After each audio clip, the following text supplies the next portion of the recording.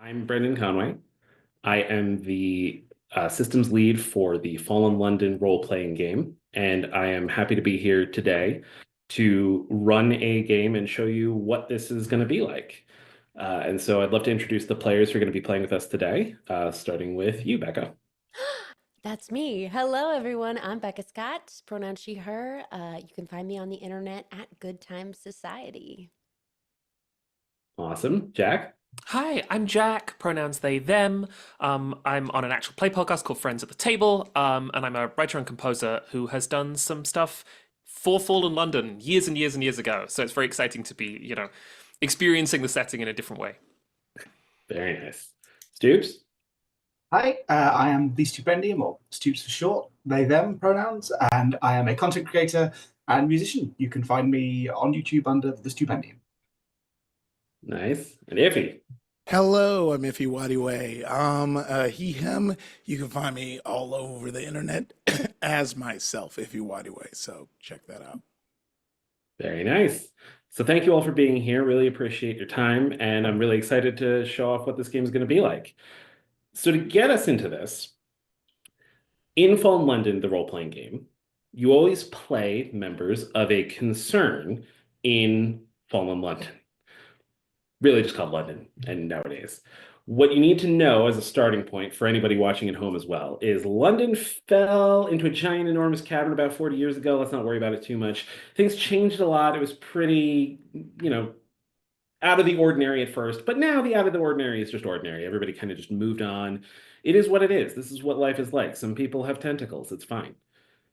That's the world that you are living in today. A skew of London that is stranger, but that has so many opportunities for new things, for the ability to change things in surprising ways. And that's what a concern is about. Your group of characters is obsessed with some big change that you would like to wreak upon the setting. You want to do something enormous that no one of you can pull off on your own.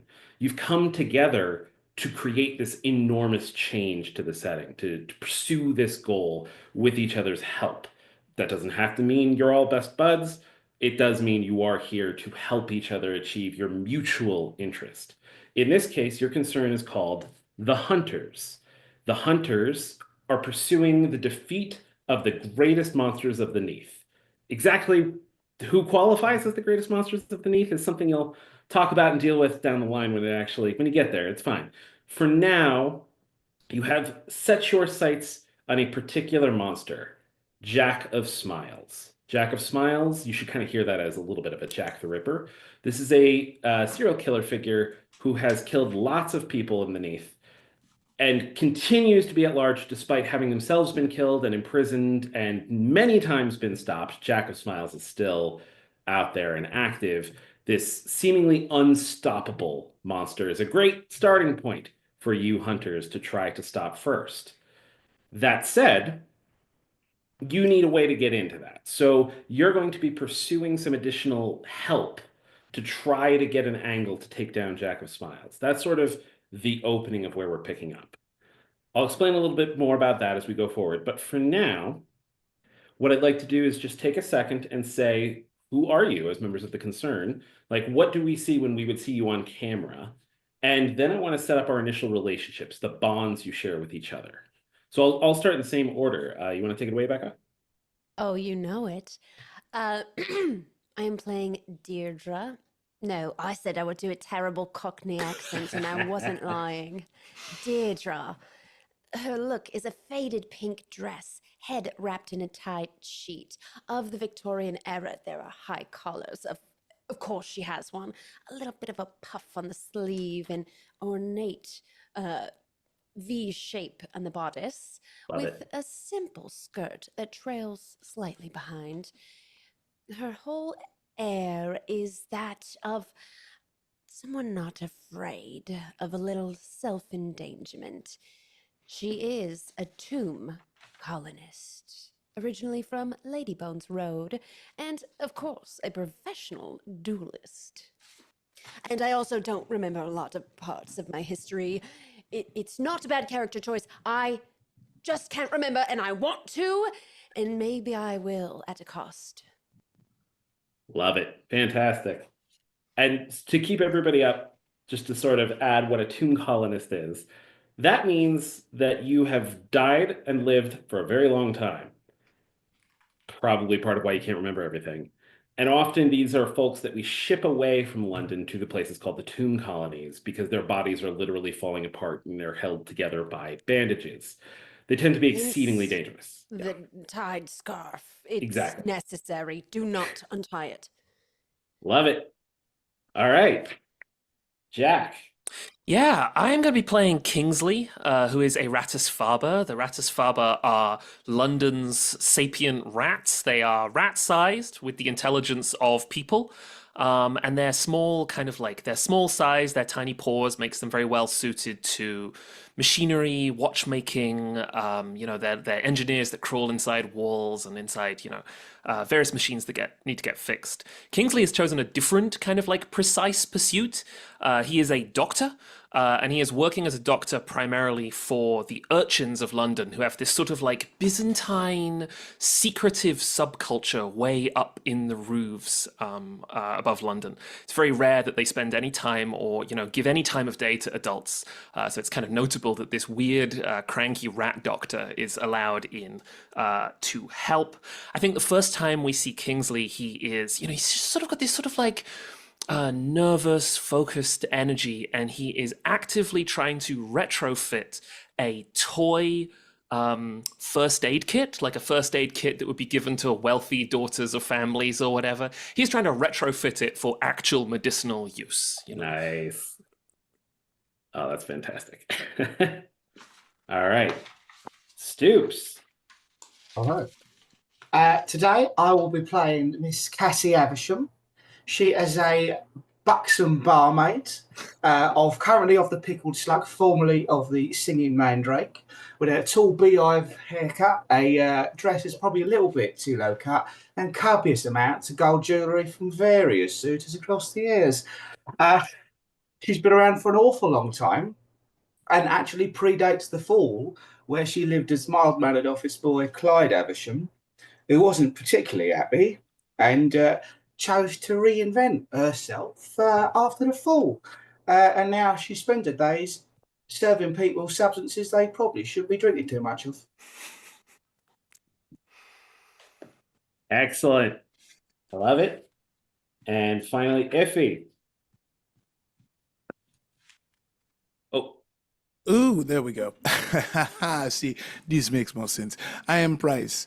I am of a family that, seem to somehow make it into the, what is it called, empire right before the fall, as Lagos was colonized in 1861, exactly. And so, we've kind of lived on the outskirts and have been making money by any means necessary, which is why I am a murderer for hire, covered in tattoos, well shaven, and with some nice, well-kept locks that are tied in a ponytail and left in a bun. But you see, I want to be much more. I am tired of killing for the wills of others, and I want to take care. I have fallen out of touch with my daughter because of my line of work. I thought that keeping us separate was going to be the best thing I can do for her, but now that she is much older, I am now realizing that she feels like she doesn't have a father. So, like we always do, I think I'm going to try and finish one last job before I return and nothing bad ever happens on one last job. well, thank you for that gift. I appreciate that enormously. All right, that is wonderful. Okay, so we have our 4 hunters united in this concern, interested in trying to take down the monsters, although, as if he just said, Price may be done after this. We'll see. Or maybe that's going to hold off to the end, but who knows how far that could go. This can go to some terrible places. But for now, pursuing Jack of Smiles, what's happening is the prescriptive naturalist, who is your principal, has actually helped connect you with a lead on how to take down Jack of Smiles. Now, that means that you are sort of following the orders of your quote unquote boss. This is the majority owner of the concern, the person who has lots of power, lots of prestige, and a big reputation who sets you on this path. Okay. With this person, the prescriptive naturalist, you might have a contentious relationship. Probably you don't love them. They pop their heads in all the time and say, I would like you to go do that thing. And then they pop their head back out. They don't come along with you because they have other stuff to do. If they wanted to do this themselves, they would just do it. They don't need you. But your relationships with each other are on a different level because you are the people actually going out and doing the work of the hunter's concern. You are the ones actually trying to pursue this goal constantly, not just thinking of this as one of your many endeavors. So I kind of want to figure out now how you relate to one another. Each of you can have a bond with each of the others of you to sort of say, this is our relationship. This is how we see each other. Usually, these are kind of reciprocal.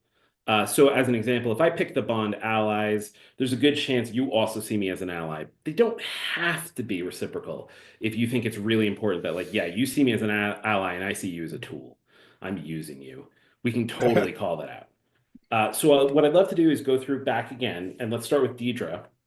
And let's say, what relationship do you have with one of the other members of the concern? We'll do one at a time and go around. Well, of course, Cassie. This is a really good accent. Obviously, I don't know how to do Cockney, so we're just gonna do a little bad RP. Cassie is my delicious friend. We only see the best in each other, to the chagrin of those with clear vision. Everyone needs a good drinking buddy. That's excellent. Is that reciprocal, Cassie? You feel the same about Deidre? I could say the same. Yeah, I think that's Perfect. reciprocal. And just one for now. Yep, we'll do one at a time because if they're reciprocal, like they'll bounce back the other way. So that's perfect. Delicious friends, drinking buddies, basically. Especially because it sounds like Cassie can get you the drinks. And it seems that most people find Cassie delicious, so she's good to be in league with. Right. Nice. All right. Jack, you want to tell us one for Kingsley? Yeah, Price, I would like to propose a mutual arrangement. And by mutual arrangement, of course, what I mean is enablers. I think that as a doctor, I can offer you the sort of ability to throw yourself pretty wholeheartedly into the pursuit and reuniting with your daughter. And at the same time, as a murderer, you can offer me all sorts of cadavers and people who have been cut up and strange circumstances for me to accurately use my tools. Oh yes, that sounds perfect. That is exactly the kind of relationship that I think we have. Especially because I imagine you know, being a rat person, I kind of relate to you. I feel like outside of this. I imagine, that his family, it's more of just the fact of just being a fish out of water, kind of coming over to London during the early days of Lagos becoming a colony, and then the fallen happens and feeling separated from his culture in many ways. Yeah, definitely. There's like a kinship there that is leading to some unfortunate choices. Yeah. Yes. So But there's that's one kind of kinship. one question I got to ask, because this adds to the dark aspects of your relationship vis-a-vis the setting. So in the Neath, death is often not permanent. People come back all the time. That's part of why we pay people like Price, because Price can do the job forever and is willing to do the job forever. But you can casually get into a duel with somebody, stab them through the heart, and maybe they'll come back later. That's how we get tomb colonists, these people who've come back so many times. So just to be clear, are we saying, like, Kingsley, you're helping dispose the bodies of what Price kills? Like, you're straight up in it? Yeah, why not? There's a sort of like Sweeney Todd, like Demon Barber of Fleet Street here, where I'm the Mrs. Lovett to Price's Sweeney. Except instead of like baking them into pies, I'm like, what if we could figure out a new way to like utilize people's kidneys? That's so good. Okay, I love it. For the greater good. For the greater good. I'm not evil. And in fact, Yeah. I'm a good doctor. There are just people out there, people out there have to figure out how bodies work. This is so Exactly. good. All right, Stupes, give us another one for Cassie. Well, I think that by nature of being a barmaid, Cassie is sort of by default a bit of an enabler for everybody. It's true. So, Fair. so I think that Cassie finds Price quite exciting as a big rugged man going off doing exciting things. I think she finds that quite fascinating and would enable him in any way she could. Oh, yes, I agree. I believe that, there's the enabling aspect, and then there's also the thirst aspect as well. Yes. Indeed. Perfect. With the beverages at the bar. That kind of thirst. Yeah, that's definitely yeah. what I meant. And Exactly every what we thirst meant. to be Yeah. quenched. Mm-hmm. I might be getting a little concerned at how enabled Price is right now, but all right, Price. So you have one relationship left because you have the enabler with Kingsley. You have enabler functionally with Cassie because you play into this. Like you love this role, it sounds like. So what is your relationship with Deidre? Ooh, yeah, I feel like with Rivals. Not like, enabler. Ooh.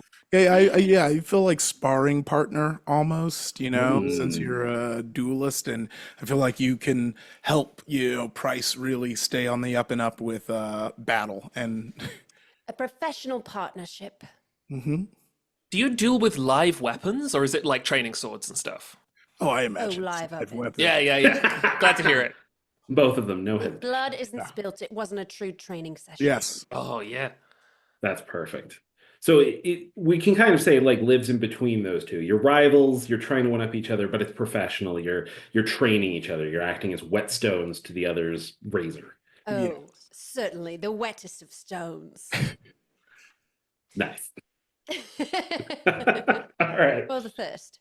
So that would be rival professional. That's perfect. And then it looks like Deidre, you have one left with Kingsley. Kingsley, my sweet rat doctor. Mm. Do you keep sounds my like an- body from falling apart as Oh, well? yeah, Or is that absolutely. Too obvious. Maybe I don't need help. Maybe you wish Maybe, you could, but I just keep super gluing it back. Finger falls off, no problem. Let's see. I like the look of old wounds. A deep old harm knots you together, one of you the perpetrator and the other the victim. Ooh. Did you kill someone who was important to me in a duel? Certainly. Was it a rat or a human? Because Have killing you always been a rat? Yes, I was born a rat my whole life, and rat I shall die. Well, it's fall in London. And Rat then I will. fall- Yeah. Become a tomb person and die. Yeah, Your exactly. life. Sure. I killed your whole family. My God. I owe you a great debt. They owed me a debt, and that's how I collected. Holy Lord. Okay, yeah, sounds good. I'm writing it down.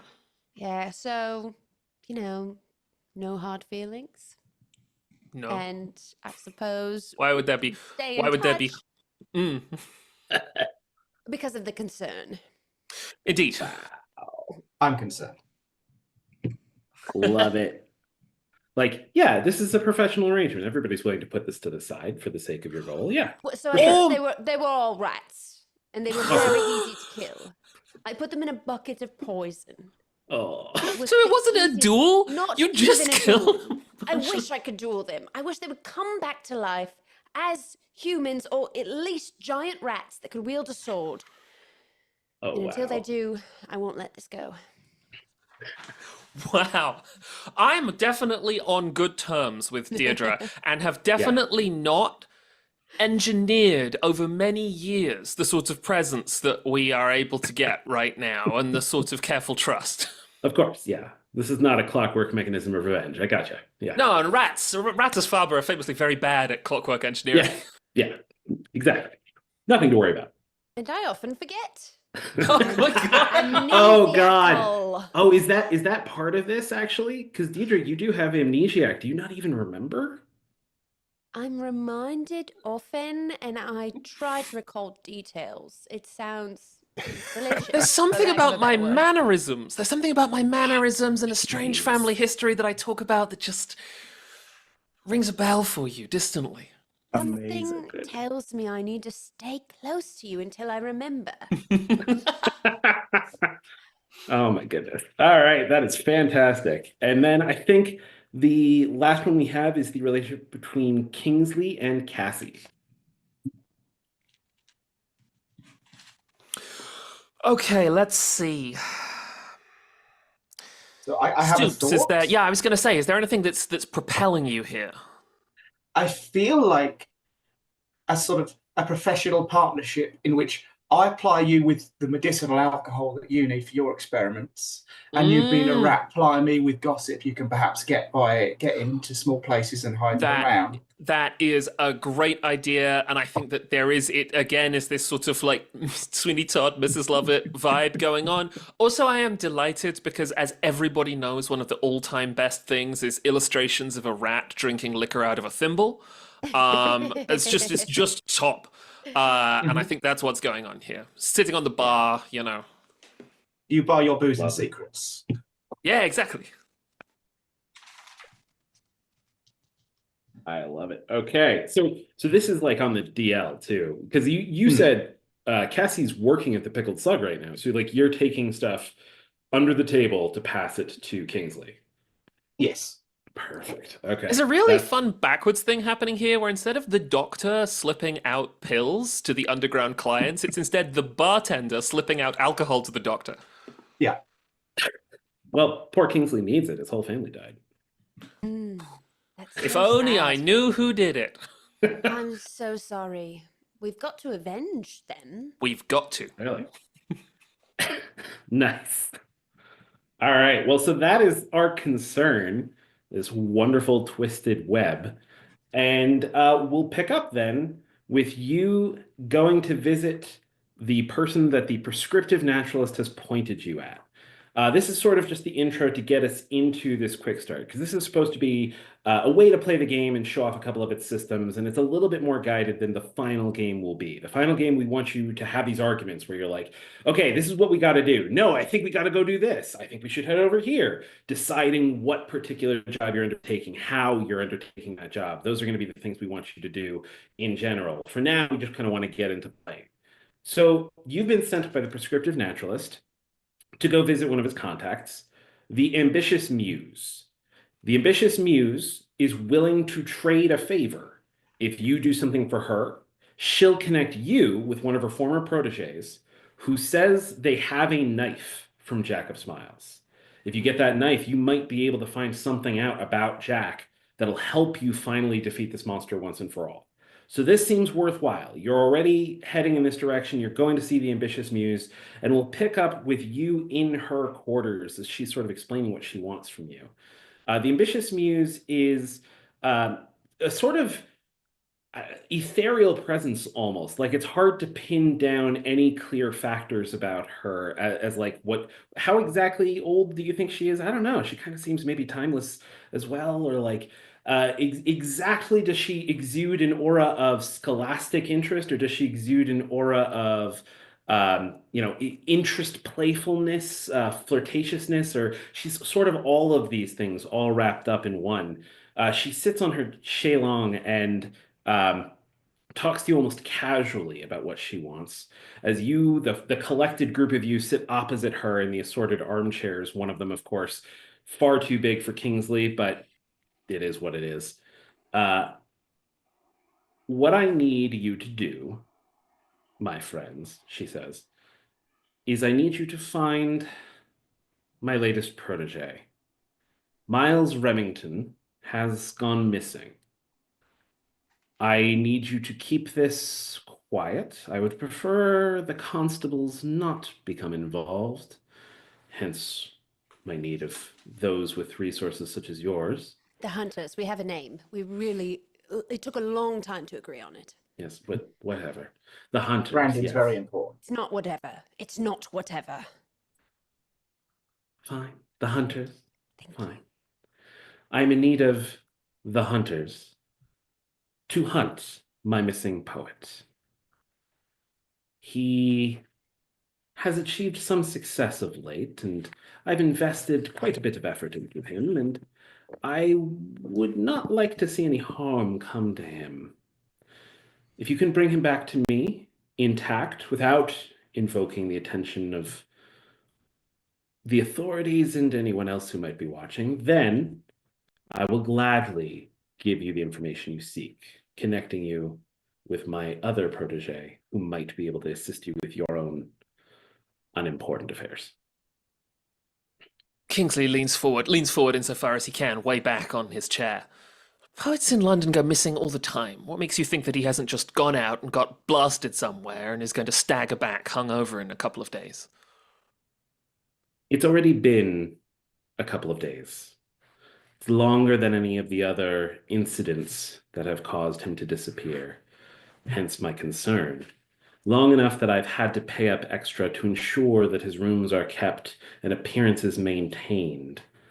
Otherwise, this might bring down more attention than I would like. What is the cause of this notoriety Myles has recently achieved? Well, his poetry, I'm sure you've heard it, has... I hate poetry. You hate poetry? I Yes, hate this is very poetry. you hate poetry. Huh? I hate poetry. You hate all Yes, poetry? thank Try you. prose. It doesn't make sense. Uh-huh. Right, prose that's rhyming, that's fine, but it's esoteric for no reason. You'll forgive Deirdre, says Kingsley, looking at the muse. She has a lax understanding of man's immortal soul and the power that poetry draws it to. I will say I am the most immortal person in this room. Sorry, I take that back. Thank you. I serve, I've got about 3 dozen poets a week down the pub. They're all whiners, a lot of them. Miserable lot. You won't find any argument from me that they tend to be needy. But one does find that they produce balm for the soul, a heightening of humanity, a strengthening of that which is ineffable. Enough to also, of course, summon acclaim and maybe a bit of money in my pocket. Suffice to say, he has recently found his voice, and that success has skyrocketed him to greater attention within our poetical environment.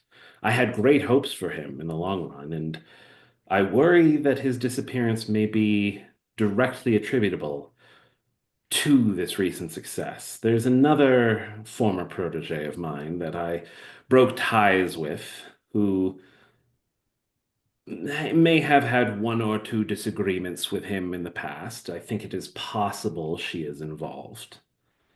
The righteous elegist was too prosaic and bland, too focused on the condemnation of sin to ever produce anything particularly interesting, and so I had to sever our relationship. She never got over it, and now that I have my new relationship with Myles, I think she might have pursued some vendetta against him. Terrible thing of vendetta. All poetry is terrible, but it's more terrible without sin. That is true. Wise On this we words. agree. Wise words. And yet you say you hate poetry. Thank you. In the form of prose, it's acceptable. There we go. I like a good limerick. That's what I like. Ooh, do you have a limerick? Not on hand now. I'm not a poet myself. There was a buxom lady from the Pickled Slug. It's funny you mentioned the Pickled Slug. That's actually where his rooms are. I paid for them in the upstairs area of that building. If you wish, you could try to investigate those as well. Perhaps he left something that would point you in the correct direction. Of late, he's been a little more flighty and a little more anxious, as tics and tension in his body at all the time. Nothing I've been too concerned about, but perhaps he was experimenting with additional. So I don't want to think too hard about that. Experimenting with substances? If there was something he was experimenting with that perhaps drove him in an untoward direction, it might be worth investigating, but I can't really speak to that in any meaningful way. But the evidence should have may said be it. lying about. You should have said he was one of me upstairs lot. Get us in there easy. Cassie, I'm That sure would be you've excellent. already met. Oh, probably, but they all come and go so quick, don't they? All the same. They're poets, whiners, a lot They of them. Don't do. concern myself with them. Love it. All right. So what I'm going to say at this point is like you have two primary leads that you might investigate. You might go after the pickled slug itself, or you might go after the righteous elegist. The righteous elegist is known to perform at a particular part of the city, so you know you'll be able to find her there pretty consistently. So the question goes to you: where'd you like to go? I say we follow where Cassie knows best first. Yeah, I think this makes sense. Home court. Home turf, innit? Home turf. Okay, I love it. All right, so we're going to go to the pickled slug. That's perfect. Okay, Juicy. so here's the thing, Cassie, you're known from the singing mandrake, but now you're at the pickled slug. This is a bit of a step down, unfortunately. The pickled slug like wishes it was the mandrake. It's a honey den, and what that means is primarily it's full of people who are just using prisoners' honey, the substance that will allow them to bodily go into dreams. Sometimes their bodies come back before their minds do, and they wander around and cause trouble. And it's one of those vices that by the righteous is viewed with disdain, by lots of people is viewed as it's fine. It's totally fine. Just But a shove them lot, out of the way. yeah, exactly. Just get them out of the way. Yeah, no big deal. But lots of people use Prisoner's Honey at the Pickled Slug. That's kind of what it's known for. And even though it has its own performances for poetry and whatnot, it's not the same as some of the more well-known places. It's aspiring, I guess, is the best hope for the entire place. I have taken some steps down in the world, it has been said. Yeah. Yeah, sadly, that right. Like, so Cassie, you've been working here probably not too long, right? No, probably about 2 months, I'd say. 2, 3 months. Excellent. Okay. So you know some of the other people here. You've been to this place a bunch of times. You know it very, very well. Are you just leading the rest of your concerns straight in, or are you gonna leave them on their own? I mean, if we're going straight for upstairs, I imagine I'd just usher them in there with me, you know. Who's Great. going to stop me taking them back there? Perfect. Okay. So the Pickled Slug at this point is full of people. It's full of drunks and it's full of honey users. The windows are gleaming as you approach it. And inside, there are a few other people who work there. There's a bar back or, somebody collecting the glasses. There's the bartender themselves, the frustrated magician is what they are known as. There are a couple of patrons who are here all the time, but Cassie can kind of usher you in and try to take you straight upstairs past all of that. Now, in particular, there is one figure, Bernice, who's like the caretaker for the rooms above. Bernice is a clay woman, so you should actually hear that as like she's made of stone. And she normally tends to those rooms, right? Like so most the downstairs area is the bar where people come and do whatever they want to do. The upstairs area, those rooms are generally just Bernice's domain. If you just bolt right up there, like that's no big deal, but there is a bit of tension where Bernice may come and eventually start asking questions if you're up there for too long. So you're cool with that? Yeah? Or we could talk to Bernice ahead of time and let her know You what's could? going on. Yeah, for sure. Yeah? It's polite, innit? It's polite to let her know. Yeah. That's her domain upstairs, you know. I've not been here for super long. I don't want to step on too many toes. Great. Okay, so you head over to Bernice, who at this point is tending to one of the myriad things in the bar that needs tending. Like she still works for the bar when she's not tending to the rooms upstairs. So she's cleaning one of the tables as you approach, trying to get it ready for a waiting group of already raucous and rowdy patrons. When the four of you approach with Cassie at the lead, and she pops her head up. What's this about? Hello, Bernice, love.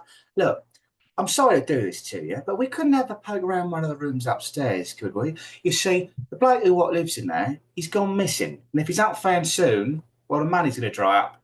So we got to go and locate him, unfortunately. So we're hoping to see if we can find a lead by poking around his room for a bit. That's a great argument. I love that. If you don't let us upstairs, the money's going to dry up. That's fantastic. Okay, so let's show what a challenge roll looks like. Sure. This is the core resolution mechanism of the game. So first, we're going to pick an attribute that matches this. Persuasive is absolutely what this is all about. So you would pick a number of dice, a number of d6s equal to your persuasive. Okay, my persuasive is 2. There you go. So 2d6 for that. Then you are making an argument. So what we can do this as, and if you want to adjust a little bit what you're saying, I'm totally fine with it to use one of the skills as well. What you're doing to me sounds way like cogency. You're making this argument, this reasoned argument. You're trying to say like, look, this only makes sense. You should let us do it because it only makes sense. Other ways that you could go about this are like, you could use coercion, which exists under dangerous. That's threats. You could use guile, which is just straight up a trick. Or you could use negotiation, which is, I'll give you something if you give me something. So at the moment, this sounds to me like cogency. You're just making a really reasoned argument. Do you want to go with that? I don't have any talents in cogency. I do have some in negotiation, but also is a reasoned argument. So maybe I don't need much in the way of cogency. So yeah, I feel like it's a good argument. I don't know what I could offer in exchange, so Great. I feel like cogency is the route to go. That makes sense. Okay. So then you have 2 dice from your persuasive, you have nothing from your skill. Do you have favorable circumstances? Is the situation skewed in your favor? The answer here is obviously yes, you work here. They know you. Yeah. So that's a 3rd die. And then do you have an asset, a piece of equipment or a resource that could help you in this moment? Let's have a look. My resources, I have a tin of mute assault and a bottle of fancy wine. Equipment, I have a bunch of beautiful golden rings from besotted suitors and a ratwork derringer, which I don't know what that means, but I'm sure we'll get to that. It's important. So I don't think I have anything equipment or resource-wise that's particularly helpful in this instance. Sure. Okay, so one of the things that you can each do to help each other is you could theoretically hand over a piece of equipment if you had something. And another thing that you could do is if there was something that occurred to you, you could add a resource. You have some chance to add additional resources and say, I have an extra resource that I've been carrying this whole time, but I'm just going to reveal it now if there is something that makes sense. But you don't have to worry about it too much. Like, this is totally fine as a starting point. Yeah. And for my friend, for your trouble, if you need a stage act for later, I'd be more than willing to stab myself in the gut with my ornate, well-maintained sword cane. He's very good at it. It's... I could sword swallow, but that's been done. I'll just stab myself. The middleman. What? You've stabbed me plenty of times. Yes, but that's when we are training. You, as a performance, you want to stab yourself. Sure, it sounds dangerous. This is great. Okay. Yeah. And self-endangerment is an obsession of mine. Yes, we can Whatever, workshop. that's helpful. I love it. So there are a few things that I could see actually this doing and adjusting the role a little bit. That sounds to me like you are making an exchange now. Look, give us the thing. We'll help you out later. We'll give you the show where this tomb colonist will stab herself for the entertainment of everybody around. That sounds great to me. So that sounds like a negotiation. And in that case, actually, what can be happening here is you have your 2 persuasive, you have your 1 negotiation, so that's 3 dice. You have your favorable circumstances, so that's 4 dice. And Deidre is helping. Deidre has adept negotiation. When you have adept as a skill level, you can give a die in that skill level. I do have that. So you can just give a die because you're offering yourself as a show in this negotiation. So that works great. That is 5 dice. And as the last thing to call it out before you roll, Stupes, I totally agree that that's self-endangerment. You're offering to stab yourself publicly for the entertainment of others. That sounds to me like you should charge your self-endangerment obsession. So you're going to go ahead and add 1 charge to it. You're checking 1 box, and that means it's now sort of activated. It can be used for your advantage later. So you go ahead and do that. And Stupes, you have 5 dice. 5 dice. Ooh, they're pretty. Oof, that is a catastrophic roll. Oh no. Oh no. That is 4 1s and a Oh 3. my god. Oh my goodness. Grind those dice to dust. Oh gosh. All right. Wow. What an opening roll. Yeah. Yeah. This is Yes. great. Yeah. 4 Set the bar 1s for us to and Yeah, a 3. exactly. achieve higher. So there are a couple of things then. For one, what that means is this is going to go awry, and I'll tell you what happens in a moment. For two, the advantage of defeats, the thing you get is you get a little frustrated, which turns on your obsessions, which makes you more committed. You want to Okay. turn back even harder. So you're going to pick one of your obsessions, and you're going to Okay. add a charge to it. Okay, I feel like Does- that's going to be grand victories. Does Deirdre also charge an obsession because she was involved in the role, or is it just Cassie? It would just be Cassie. Okay, cool. Good question. Thank you. I All should right. have told everyone before we started this session that I have notoriously low rolls in every campaign of any TTRPG I've ever played. Oh no! That's You great. should have told us before. Sorry. We're gonna be fine. Well, let's see how bad this breaks. Yeah. Yeah. So Bernice looks between the two of you and then to your two other companions who also seemed like Price was like, what is happening here? And Kingsley is, of course, Aratus Faber, which already gets us a little bit of a side eye. Bernice is like, this is nonsense. We have a full bar. I don't need an act. I don't need somebody to stab themselves. Cassie, I need you now, right now, to start helping because we don't have enough people at this moment. So forget that. You're not going upstairs. If they can't pay, that's their problem. We need you behind the bar now. Not an act. Those are dueling words. Nice. So do you pull out your sword? Of course. Great. Okay, so Bernice. I take a step back. Yeah. Bernice is gonna like pull up to her full size. Again, this is a clay woman. This is so made of Okay. stone. Okay. And she's like, you don't want to do that, friend. Oh, don't I? If you want to push it, we can totally do this. This can be coercion to try to get her to give in. But obviously it means the stakes of this are probably higher. As it stands, all she wants is Cassie to start helping out. Cool. Oh, Cool. Yeah, I guess Yeah, you I know, in want to roll this. some dice.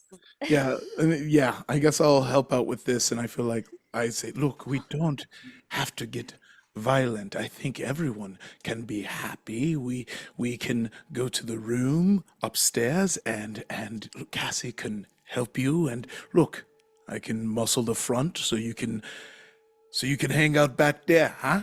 You know, you get a guy like me. Okay. This sounds good to me. So this is going to be coercion. I think the way you played it and the way that you want to set it up is that Deidre is the one who's rolling and Price is helping. Yes. Because Price is the adept to coercion. So Deidre, your dangerous attribute, 2. 2, Your trained coercion for 3rd die. 3, You're getting helped for 4th die. 4. Do you have favorable circumstances? Nope. No. Definitely not. Definitely not. Do you have a useful asset, a piece of equipment, or a resource? My cane sword. Yeah, I think it's an impressive sword cane. So yeah, go for it. That's going to be your 5th die. Let's hope this goes better. Okay.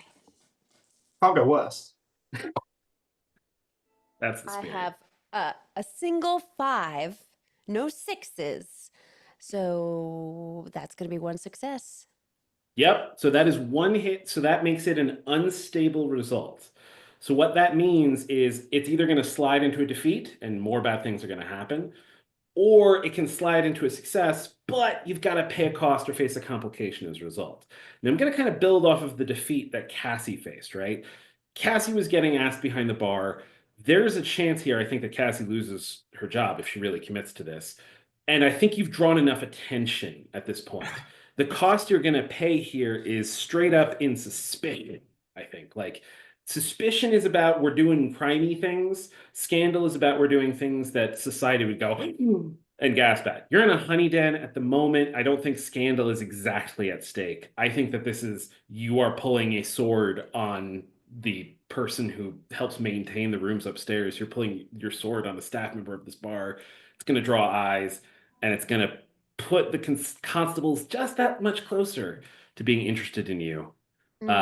If you're willing to pay, stacking that on top of the defeat from before, I'm going to say 3 suspicion. So you would have to mark 3 boxes.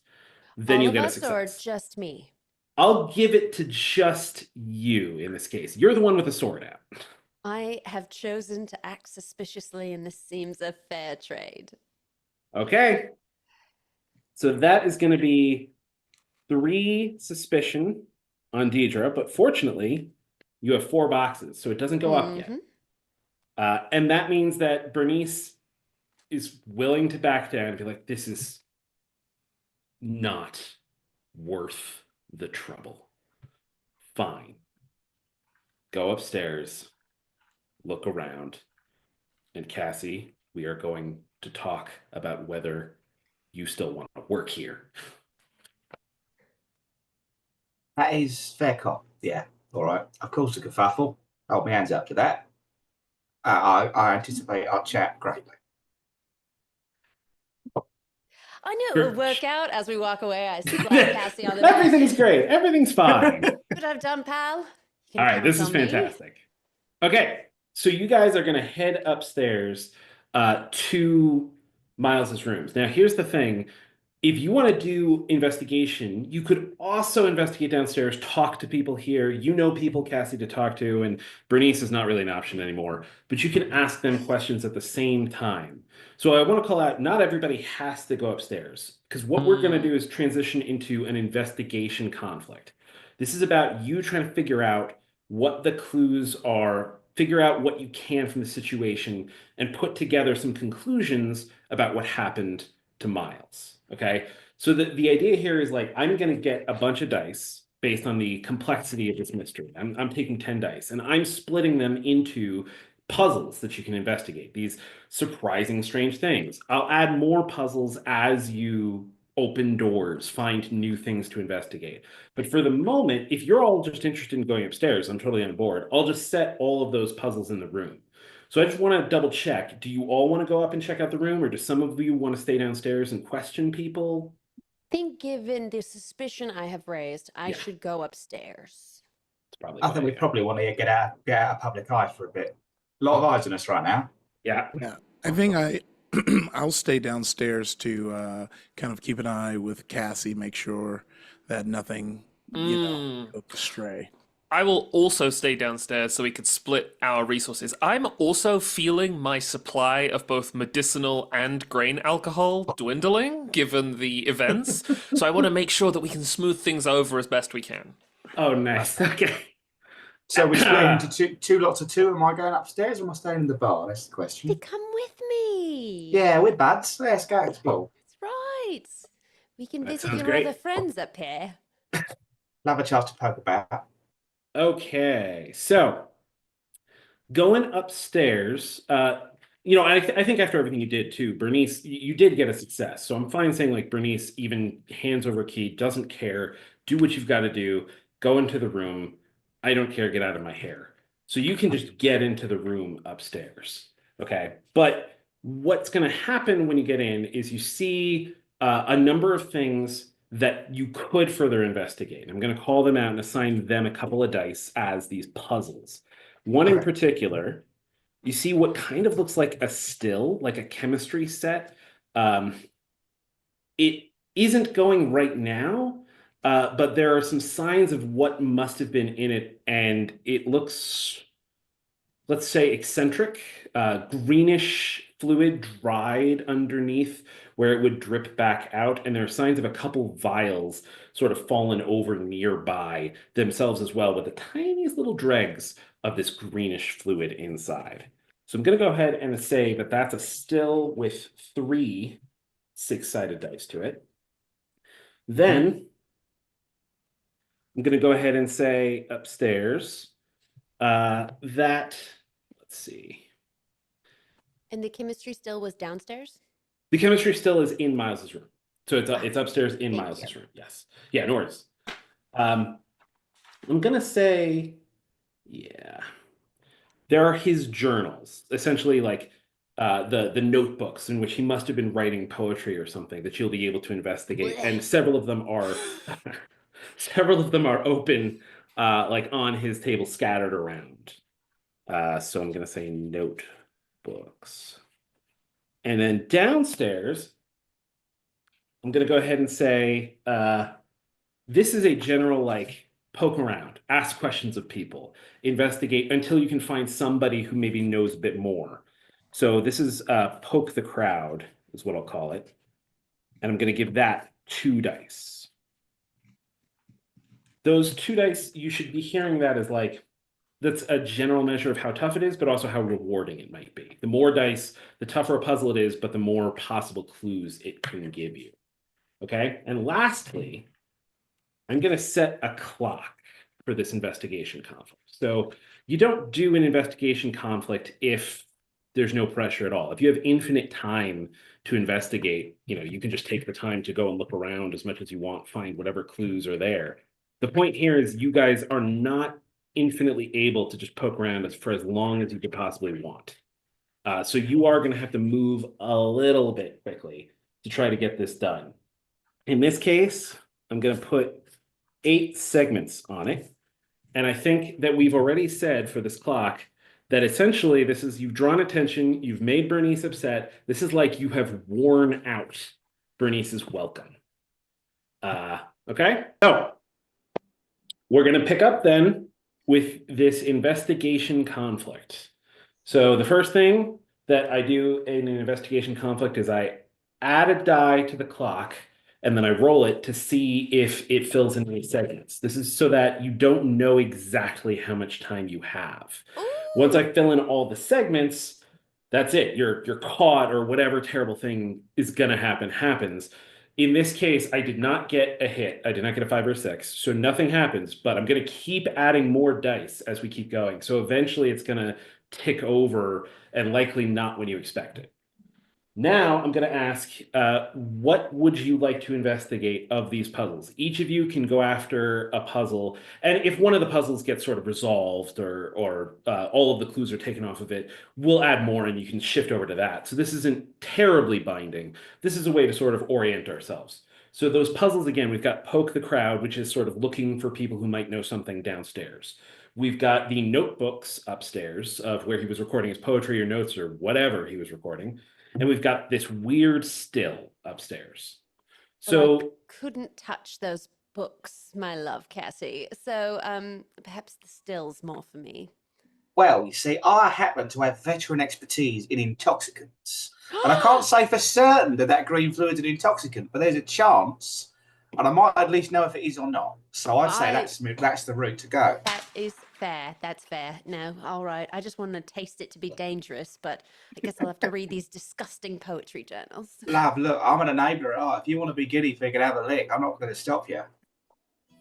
Well, time might be of the essence, so I wish we could do it together. But I'll just take one little taste for the road. Love it. So you're splitting up. We're going to have Cassie checking the still. We're going to have Deidre checking the notebooks, despite her vociferous objections. And downstairs, Kingsley Price, you're okay both poking the crowd for now. And again, the more clues will be added. You can switch over. If one of you resolves this, finds a good person to talk to, there'll be a new puzzle to open up. But you're good going after that? Yeah, sounds good to me. Okay, excellent. So now I'm going to go to APC and we're going to have you investigate that particular mystery. So let's go ahead, Cassie. You're going to go after this still. Like, that sounds like a great place to start because you have this intoxicant expertise. So to call it out, normally an area of expertise is giving me a baseline. You know a lot about intoxicants, period. I should just tell you stuff about intoxicants for fun and profit. But also, you can ask me questions. You can spend nightmares and just ask me questions, and I will answer honestly. That's still true, but in this case, I think that basically this is going to act as an asset. This is going to act as that piece of equipment giving you a leg up to try to get information on this. Because you're right, you know a lot about intoxicants. This should totally help you out. Okay. So I'm going to be rolling the 3 dice for the still. I put 3 dice on it. You're going to assemble a roll just like normal. So in this case, kind of seems like you're approaching this like poking at it, like investigating. That sounds like watchful. Mhm. And out of the watchful skills, scrutiny is when you're picking something up, turning it around, really looking at it closely. If you can't really touch it, if you can't really get all up all over it, if you're not doing the Sherlock Holmes with the magnifying glass, it's not really scrutiny. Attention is my head's on a swivel. I'm listening to everything around me, anything that'll catch my interest, anything that seems out of the ordinary. That's attention. And intuition is I'm talking with you. Are you lying to me? What are you feeling right now? So in this case, this would probably be scrutiny as you're sort of Mhm. poking at this still, trying to figure out what its deal is. So do you have any scrutiny? I do not. I have one in intuition, but I do not have any in scrutiny. Okay. So you have one for watchful so far. We said for sure you have the one because of your intoxicant expertise. Do Mhm. you have favorable circumstances right now? I think in this case, it's a question to me, but I think I'm probably going to veer no because nothing seems obviously in your favor right now. Okay, sure. So it's going to be 2 dice. Is that cool? Okay. Yeah. All right. Do it up. Please not ones again. Oh, I have a 6 and a 1. I got a 1, a 1, and a 3. So that was bad for my roll, but it's good for Okay. you, which is awesome. Huzzah! Redemption. When that happens, you're going to get a clue. We're going to take a die off of that still. So now there are only 2 left. You learn a piece of information and you have a clue that you can spend at the end when you're drawing conclusions. This clue is both like it's a resource, but it's a clue. You learn something. So your investigation of this still, you're poking at it, firstly, just straight out of the gate. Well, this isn't any kind of intoxicant you've encountered before. Whatever this is, it looks like he was brewing something privately or something unique, some strange combination of things. The setup is fairly complex. It indicates like this must have been tested and explored and examined a bunch of times to try to get to this final result. And when you're sort of looking at all of the myriad pieces, you're noticing there are some odd ingredients that went into it, including one that's sort of taped shut, and it has a label on it that's powdered mushroom, is what it says. So that's going to be your first clue. All right. Okay. Let's go ahead and do somebody downstairs. Let's switch back and forth. So somebody's going to go and poke the crowd, looking for clues downstairs, looking for somebody to try to investigate further. Who would like to take that first? I'm fine with Price or Kingsley. You want to take the lead, Price? Yes, why don't I do just that? Perfect. All right, Price. So are you sneaking around? Are you talking to people? What are you doing to try to figure out who might know something? Yeah, I guess I'm just striking up conversation. I feel like just kind of pretending to be a bar patron, maybe even pretending like I'm, searching for information on like a potential like job and see if anyone needs anyone gone. But really, my questions are leading, asking about specifics for a poet, and almost as if trying to make it seem like maybe that person was looking for a mercenary or murderer for hire. Oh, great. Okay. I like this. So to me, then this could hit a couple of different notes. So I'm sort of hearing this both as like you could be trying to sort of trick people, you could be trying to just blend into the crowd.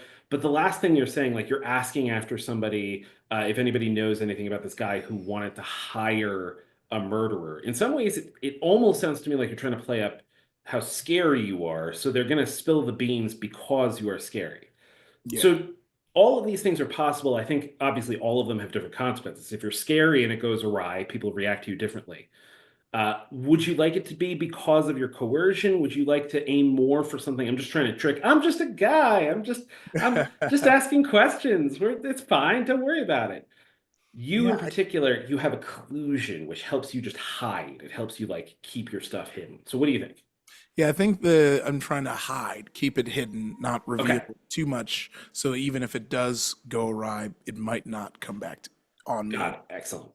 Like you're just another bar patron. Like Yeah. you're just another person here. You're not giving away any specifics. You're not giving away yourself. You're just asking questions and having conversation. And if the conversation heads in this direction, great. Whatever. Who cares? So Yes. that makes sense to me. That sounds good for occlusion. You're sort of trying to play a member of the crowd. So it's going to be too shadowy. Okay. And then your occlusion is adept. So you have a choice. You can either take an extra die, or you can bank it as a minimum of 1 hit. It's a minimum. If you roll higher than that, it doesn't add. But you can save it and say, no matter what, I am guaranteed 1 hit, no matter what I roll. Which would you I like think to I'm gonna just bank it as a minimum. Perfect. All right, so you have 2 dice and the minimum of 1. Do you have an asset that would help you with this? Let's see. I would say that, I feel like my cloak is probably helping me kind of just basically be the stranger man on neighborhood watch signs. Uh, that I'm just kind of just, indescript. I'm probably covering up my like tattoos that would make people know who I am. Perfect. So yeah, you're hiding fully who you are under this. That's perfect. Okay. Yeah, this is a pelican cloak, which is darker than dark. So that's perfect. That means you have 3 dice and a guaranteed 1 success. I'm not sure you have favorable circumstances exactly, but you know what? Now that I say that out loud, it's a crowded bar full of people, and you're just trying to blend in and ask some questions. Everybody's getting drunk or using honey. Nobody is necessarily paying super close attention to you. They really noticed, that tomb colonist with a sword who threatened Bernice. But they're not paying attention to you. So I actually think I'm going to give it to you. That's favorable circumstances. That sounds good to me. Okay. That is 4 dice and a guaranteed 1 success. All right, I'm gonna roll 4 now. Ooh. So I got 1 hit off of that, a 5, 3, a 2, 1. Perfect. All right, 1 is all you needed. I rolled 2 ones. So that means you get a clue off of Poke the Crowd. The person in particular who stands out to you is the red-nosed dilettante. This is like a regular visitor to this place. So Cassie would totally recognize the red-nosed dilettante. She likes to like listen to the poetry and offer criticisms that are questionable in their validity or construction grammatically. But she thinks it's fun and everybody thinks she's fun. And so she's sort of known as the drinking buddy of lots of the patrons here. When you bring up, is there a guy who's maybe been looking to hire anybody or anything like that? She brings up a couple of incidents that have happened recently, including, weirdly, she brings up there's another guy who's here clad all in black, and he got dragged out after he caused a bit of a ruckus. Um, maybe it had something to do with him. I mean, if you're tied to him, if you're connected to that guy who's dressed all in black, and she's happily like sloshing around her drink as she does this. So I'm going to go ahead and create her as another puzzle for you all to investigate with 2 dice on her. Okay. So then back upstairs, Deidre, you want to go after the books. Sure, go after is one choice of words. Let's get after it. All right. Are you reading them? I'm skimming. Okay. That is perfect. Because obviously there's the capacity for there to be hidden pockets or for things to fall out of the book. Oh, But I'm if you are definitely looking for physical attributes Great. before reading. Great. Okay. So if you can find anything physically, you want that first before you have to suffer the pain of the poetry. So self-indulgent. Because also, this wouldn't even be the finished poetry. This would be like his first draft of poetry. So it's even worse. All right. So let's see. That to me I sounds. sat upon a bed, thoughts going through my head. No, no. So hateful. So horrid. So horrid. So that to me sounds like you are looking at this closely. So this is probably going to be watchful scrutiny. Sure. Okay. Scrutiny. So it looks to me like you. Well, I'm paying close attention. Mhm. I'm Attention is. I'm see negotiating it. with this book to give me something, though I don't want anything to do with it. I think in this case, so scrutiny is the one because it's when you pick it up and move it around and you're checking inside of Sure. its pages. Attention would make sense if you were sort of looking for the right book, the book that's out of place, the book that there's something about it that catches your attention. If you want to do that, look for the odd book. We can totally say you're doing that instead. Would you prefer? That way you don't have to read anything. Are there multiple books? Yes, there are several notebooks. Yes. Sure. Just so I have a die. Let's go with Perfect. attention. All right. So that's a 0 watchful, but it's trained attention, so you get 1 die for sure. Then it would be favorable circumstances. I don't think anything is especially favorable here. No one's around. I'm alone. I have perceivably a lot of time. You do have some time, but I don't think there's anything that's giving you a special benefit right this second to this situation for this. Sure. Do you have any assets that would be helpful? And in this case, I would also include if you have a knowledge of, if you have an area of expertise, that might be helpful. Well, surely I have employed the use of my embroidered silken gloves, so I will not receive any paper cuts. Not to protect the books. They can rot in hell as far as They you're concerned. surely can. No. I will pour green, terrible liquids all over them. I like that, Well, though. so I wonder if there's anything to do with the rebellious secrets of the revolutionaries here, because I do have a connection to the secular missionary Mm-hmm. to You educate the do downtrodden. indeed. You do So I indeed. do know how to read. I actually, so in this particular case, for reasons, I think that could and should apply. So I think that you can go ahead and take a die for that. So you're going to have your 1 for your watchful, and you're going to have your 1 for that asset, your connection. Now, Let's. is any of this poetry written about the area of Ladybones Road? Aha, good question. So Lady Bones Road is one of the particular neighborhoods of fallen London. Some of it might be about Lady Bones Road spread out across everything, but you're already getting a die for your asset. We're calling your connection to the secular missionary as a good asset. So you're already getting that die. So you're going to go ahead and roll 2. The thing I would call is you do have your charged obsession if you need it. But first you can roll and see. You might not need it.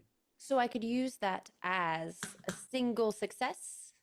Your charged obsession will let you re-roll your dice. And right now, that's because it only has 1 charge. If it reaches 2 charges, it'll just add the ranking of the obsession. So you get 3 more dice. If you get 3 charges, it'll just add that many hits. It'll instantly add 3 hits to the roll, which means you're guaranteed a triumphant success in most cases. Epic. Triumphant. Yes. A 1 and a 2 would both be failures. That's true, yes. And I also got a 1 and a 3. So that's 0 right now. You need 1 hit in order to get a clue from this. You could use your obsession if you want, or you could just leave it. I used it. Okay, great. How are you tying into self-endangerment? Because that's the one you charged up.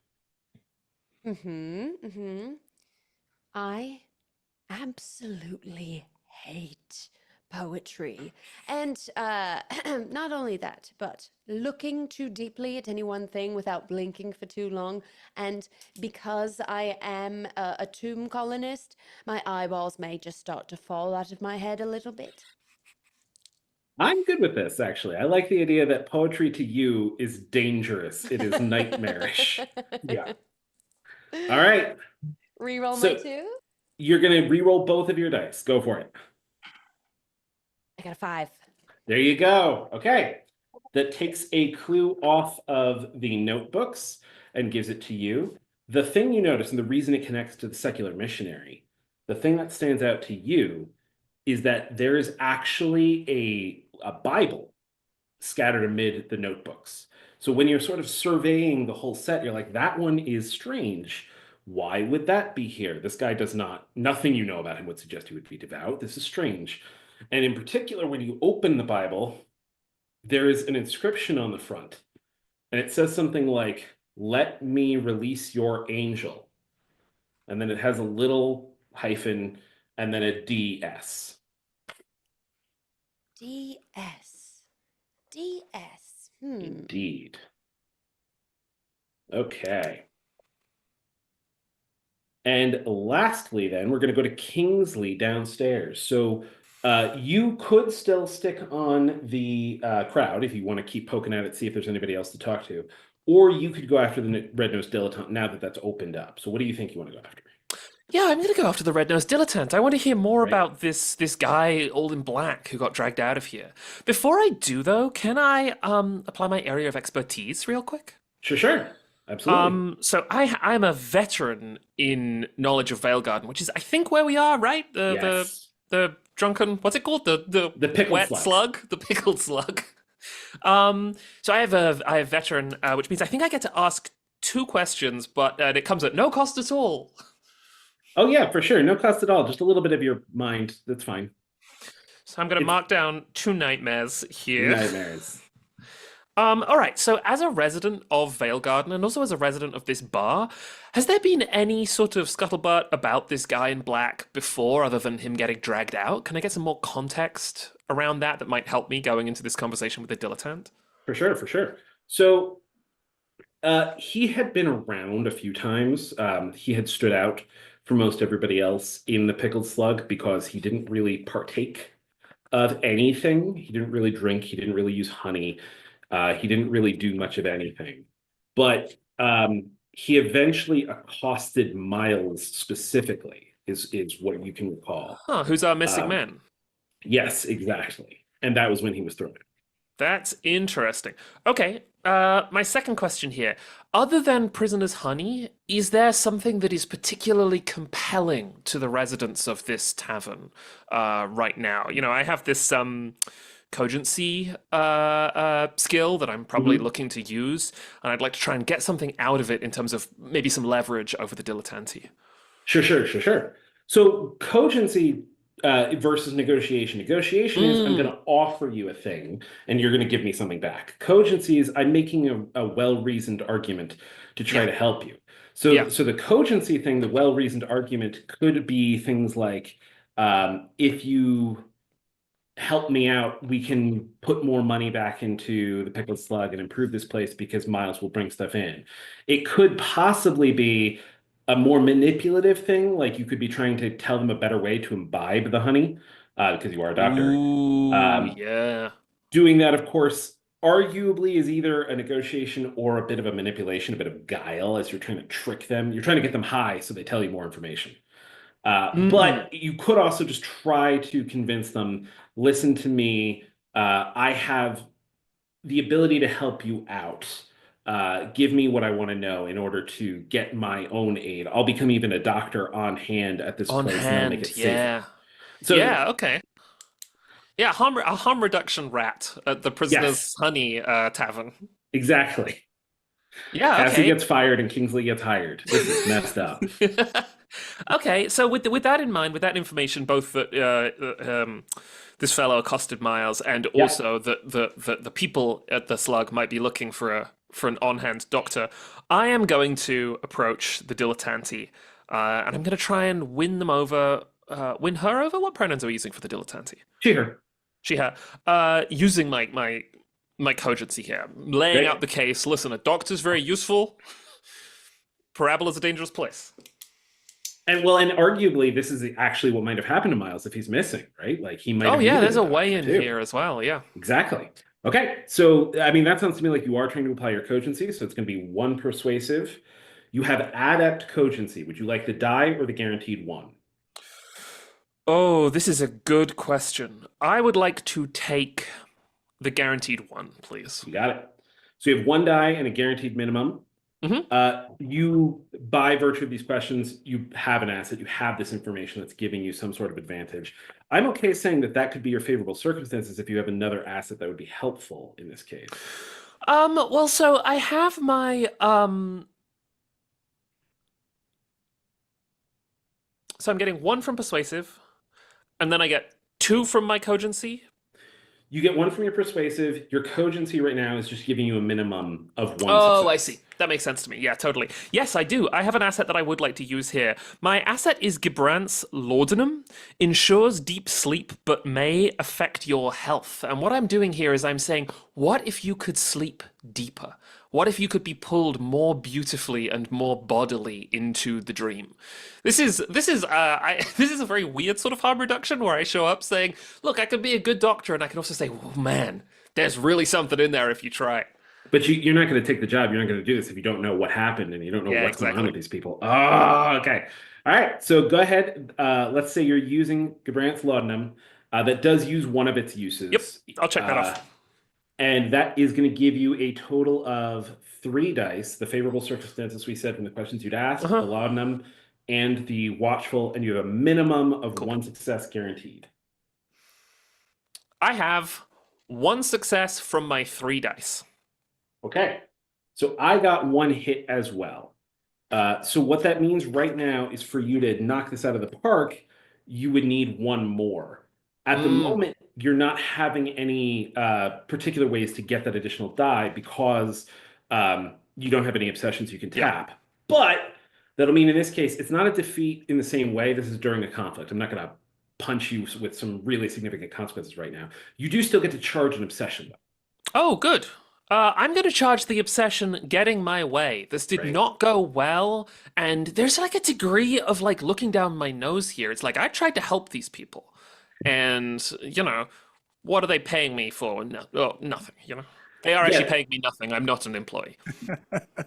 I think that the dilettante is like, that's all very but I don't care. We just come here. This place is operating fine. Every now and then somebody disappears, but sometimes they come back, and everybody's having a good time. And we don't want to ruin the vibe. We don't want to add some doctor who's telling us what and what not to do. This annoying rat doctor. Yeah, exactly. So it's like as you're trying to speak to her as well, she's trying not to pay attention to you. She's trying to turn her attention to something else. Yes. All right. So what we're going to do now is move to a step where you all decide, do you want to keep looking for clues or do you want to draw conclusions? This is sort of a collective decision that you can make at the level of players. If you stop, you get to draw conclusions. You spend the clues you've earned 3, to get certain guaranteed information about what is happening. However, that means you can't get any more clues. That means you're done. If you keep investigating, the clock is going to advance. It's going to get closer and closer to those terrible consequences coming to bear as Bernice gets mad at you and maybe calls the constables in. You still have time, though. Nothing has been filled in on the clock. So what do you think? Do you guys want to keep investigating or do you want to draw conclusions? Ooh, One more? Yeah, we could swap around and try and investigate different things each. Ooh. Meet each other on the stairs. Yeah. All right, so you're going to keep going? Yeah, let's do it. Yeah. Excellent. All right, so that means I automatically, because you chose to keep going, I fill in 1 segment on the clock. There are still 7 empty segments. So you're okay. Maybe. Now a new round is going to begin. At this point, I'm going to add another die to that clock and roll to see if it is randomly going to fill anything else. No, it is not. So there are 2 dice on the clock, but no additional segments have been filled yet.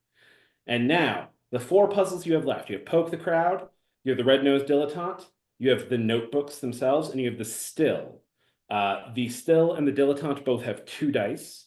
Poke the Crowd and the notebooks both have 1 die. And across all of you, you have earned a total of 3 clues so far. So, who would like to investigate what? You can totally meet and reconvene on the stairwell, or sorry, on the landing to the stairs upstairs. I And grab the book and do just that. Right? Yeah. Before I leave the room, can I pocket the powdered mushroom I found as well, in case that's useful? For sure. Yeah.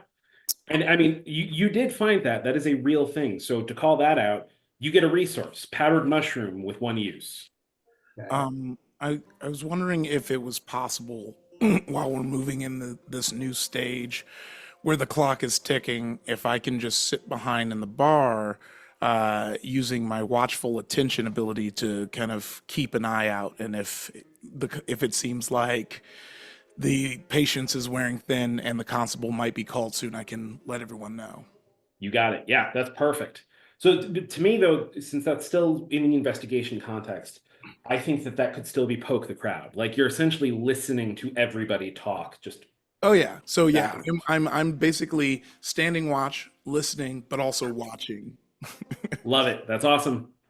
All right. So Price is going to poke the crowd. Deirdre, you were coming downstairs. You were heading somewhere else. That And was so enough Cassie. time in there for me, and I'm not particularly good at this observant thing. I found a Bible. Anyone want it? Not for me, love. I mean, actually, as you say that, I'll take the last die. This is the last die for the entire mystery, and I'm going to make that the Bible. So if somebody does want to look just at the Bible, it's only a 1 die challenge. Okay. I would like to talk to the dilettante. You got it. Cassie's we- going after the Delta. Pass each other, and I roll my eyes, sort of like, good luck. When a rat rolls their eyes, it's so small. You got to be so Yeah. careful to catch that expression. But if you can Beady get black it, eyes. Hurts yeah, it's a more. doozy. I love will it. take my chance with this still because it just seems dangerous. Great.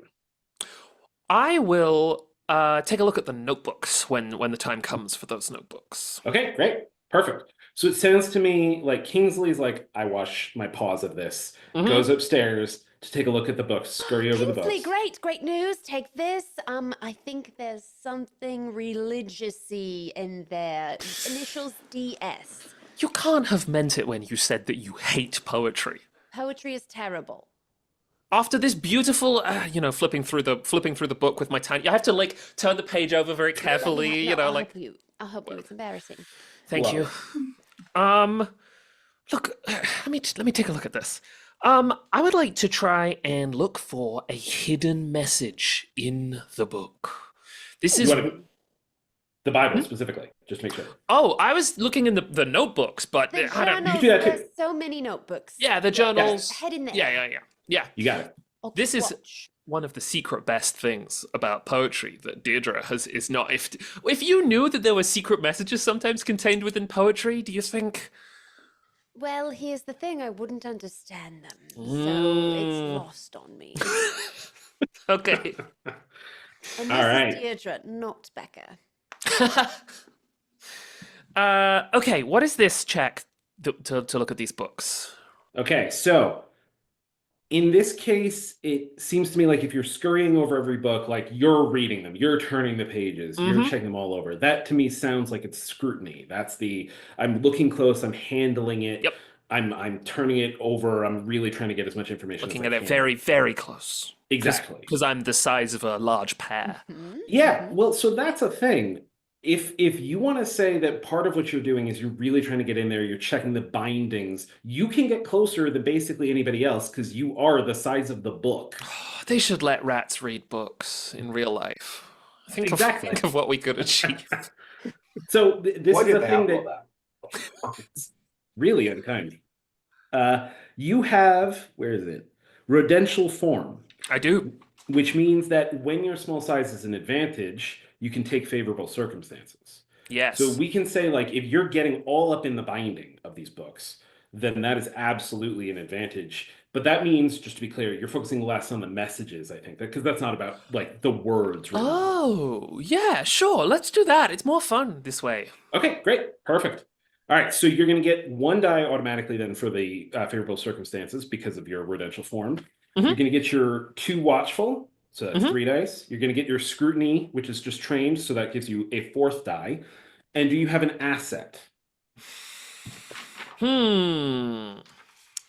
Yes, I would like to summon up a resource from Oblivion. Sure. The resource that I have summoned up is the glass center of a doll's eye that I have removed Oh my God. and worked into a lens. Because, Oh my God. regular magnifying glasses, much too big for my little paws, but, So I'm going to write down here, doll's eye lens, and I'm going to mark that with 1.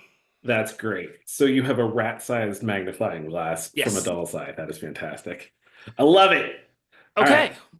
So it's going to be a total of, I believe, the eye, the favorable circumstances, your scrutiny, your watchful, 5 dice. Hell yeah. 5 dice. Not one single hit. Oh no. 3. 1. 1. 3. Oh my goodness. Okay, well, you can leave it, and again, nothing terrible will happen. You'll get to charge an obsession further, which can be helpful later. Or you could, I mean, this absolutely fits your certitude obsession, getting your way. Yeah. You could use that right now. You would get to re-roll 3 dice. Normally, Yes. the risk, if you only have 1 charge, is you have to re-roll your hits. Those are the first dice you have to re-roll, but you don't have any. Yeah, So you yeah. just get to re-roll 3 dice. Reroll whatever I want. I think there's Exactly. also a certitude thing happening here where I'm like, I just talked a real big game about poetry having power, and here I am scrambling around this book with a stupid doll's eye finding jack shit. So I'm gonna reroll 3 dice There here. you go. All you need is 1 hit. Now, would you believe it? I also haven't got that. We have 3, 3, 4, 4, 2. Oh. Okay, well, this can happen sometimes in the sense that, like, part of the nature of this investigation is it turns out there was nothing here. It's not Yeah. necessarily that you missed it. It's just you ripped these books apart. Because I imagine as you're tapping your obsession, you're like, there's something here. There's something. Find it. You're gonna find it. And it's just poetry. It's I'm sorry, it's just poetry. Like, Oh my god. Okay. the best you can figure out is kind of something that you already knew. It's really bad, and then it gets better. There is a change at some point, but it matches what you know. Like, this guy only recently found his voice, is what the muse said. Yeah. His Cool. old poetry was bad. Does this mean that I lose the charge as a result of spending? When I spend a charge, do I lose it? So you do spend the charge, you do invoke it, but you still got a defeat. You can I sort of get it back basically- again. You can get it back if you want. You could theoretically also move it if you prefer to put okay. it on the other one. No, my character is obstinate, and he's just torn 3 poetry books apart, so it's going right back into certitudes. Perfect. All right. Excellent. I'm sorry, gang. I'm not finding good stuff out here. This is a terrible rat. Says Kingsley, like holding 2 pages, just 1 in each paw. Oh, we all have off days now. All right. It means a lot. So then we have, let's go to Price, who's watching the crowd. So Price, you wanted to pick up anything from the crowd, listening to them as you're sort of now seated and just keeping a weather ear. That sounds great to me. That you set yourself up for attention perfectly. So that's 1 watchful. Your attention is trained, so that they die for that. Okay. We said before that, you're trying to blend in. The place is full of people. So I think that's still true here. The place is full of people. It's easy for you to sit on the outskirts. It's easy for you to have lots of things to pay attention to. I guess maybe it might actually balance out because there's lots of conversation and the noise could make it hard to focus on any particular thing. So as I say this out loud and I reason myself one way or another, I think it actually sounds like this might be enough to cause trouble for what you're trying to do. It's not just staying on the outskirts. You're trying to listen and there's a lot of conversation. So 2 dice. Your assets, do you have an asset that's helping? I feel like for the listening aspect, I don't necessarily think I have just the Okay. assets. As No far worries. as scanning down, I think I would just be leaning into my, usual work traits, Perfect. Being on the edges, being nondescript. Yes. Yes. There's only 1 die for the poke the crowd. So you only there's only 1 die that I'm rolling. You're rolling. Oops. You're rolling 2. That is 2 failures, a 1 and a 4. Join the club. The good news, you do get to charge an obsession in this case. So would you like to charge your redemption obsession, or would you like to charge your grand victories obsession? Ooh, I'm gonna do the redemption because being watchful, looking over everyone is kind of making them seem like, yes, I'd be good to make sure my child is safe. I'm good at like assessing danger. I almost see it as like you're trying to pay attention to everybody, but this is a group who's having a great time. but they're also kind of destroying themselves a little bit. Yeah. And there are these moments where you almost can flash and see your child among them. Like you can see your child represented in futures around you. And it's making it really hard to focus on any of those conversations because you can't help but keep thinking that like this could be where your child winds up. Yeah. Yeah, that's great. All right. So then we're going to go back up. We've got the still, and Deirdre's going to have at it. So, I'm seeing that the dangerous attribute seems to be more having to do with others, but maybe there's an argument for the shadowy occlusion. I'm trying to act without detection, while So also hoping to do something extremely dangerous. I think there is a case here for potentially relying upon lethality if you're looking at it as a poison. I will kill myself to find out more about this. Lethality for myself. Oh my goodness. Or you're saying I could collect it? Well, in order to I was become more originally lethal thinking with it? like lethality is your ability to inflict harm on others for the sake of ending their lives. It generally is skewed towards the actual act. This is you're a really, really dangerous duelist. So this is how that lethality expresses itself. However, in this case, for one, it sounds to me like if you just lapped up the dregs of this greenish fluid, that's absolutely self-endangerment. So you could for sure charge your obsession. Charging, and then I'm hoping it's poison. Yeah, okay. Oh my goodness. I love that tone from a GM. Truly love it. I love that your step one was, please let me stab myself in the chest. And when that failed, step two, I'm finding the thing and I'm just going to drink it. Deirdre is who she is. It's written on the character sheet. This is great. So, if we're going lethality, that's 5 dice off the bat for me. So it's 2 dice for your dangerous.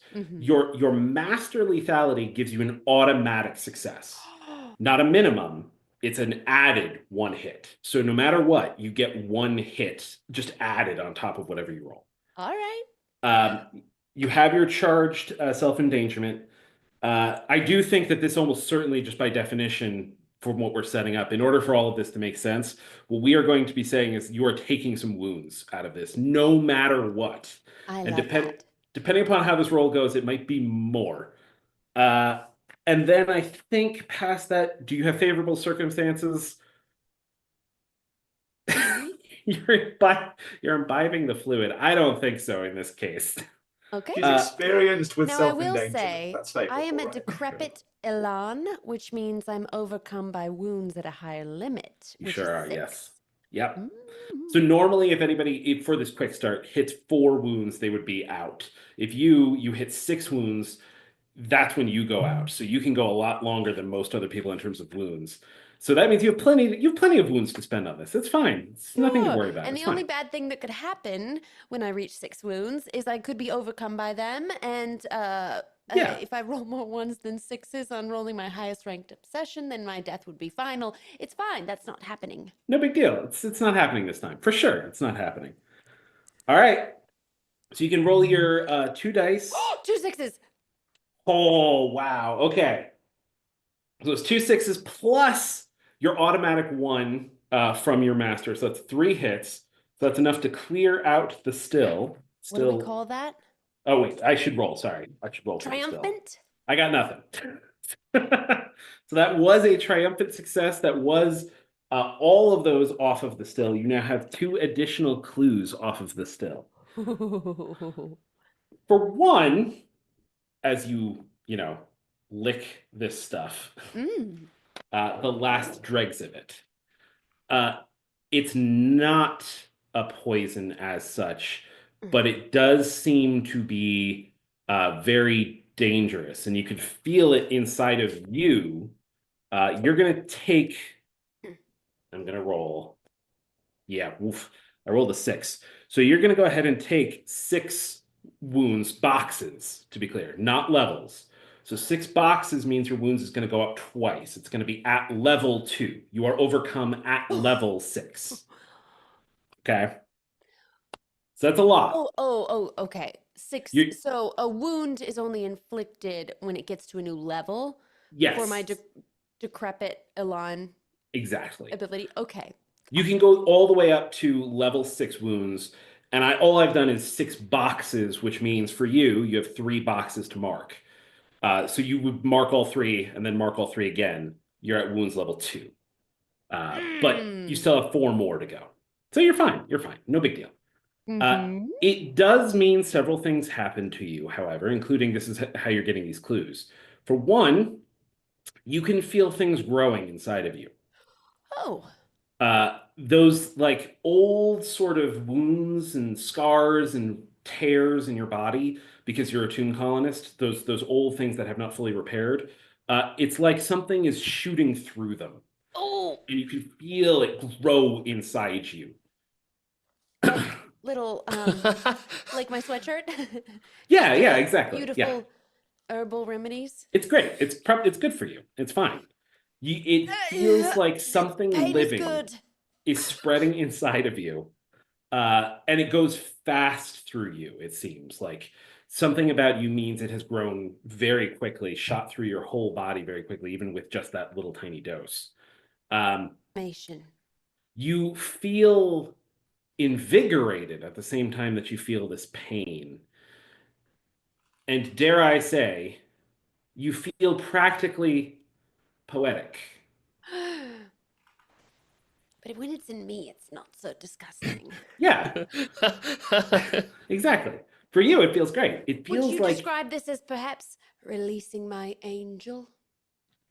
I would describe this as you feel something inside of you that's like pushing you to strive for higher reaches of art and experience and beauty, and you need to express it and you need to reach and go. It's like your body starts to tremble from Why this have I just been urge. stabbing people? I could be doing works of art with the tip of my sword. Exactly. It's a dawning. Your mind is open as you see these new possibilities. And I believe, Kingsley, you were in the room with Yes, absolutely. Looking extremely closely at the letter T and not making any sense of it. And so there's this moment, Kingsley, where like you look up and you're like, I can't make sense of this letter T. And there's Deidre licking the last bits of the still. And I feel like the doctor in you for a moment is like, ah. Well, no, actually, I think it might be the opposite. There's this sort of like, what if this kills her and I'm free? My revenge, I didn't even have to do anything. But, you know, I want to be careful.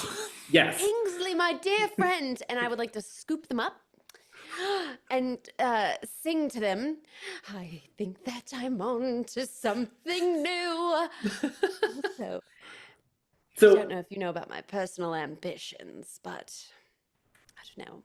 Have you noticed me at all? Put me down! Put me down! Put me down! Sure. I'm sorry. And I'm going to put him on top of the still. There we go. Nice. Shaking my shoulders off. When Deidre picked you up, you got a look at Deidre's eyes, which are visible under the bandages, right? Like you got an eye hole. They're shot through with green.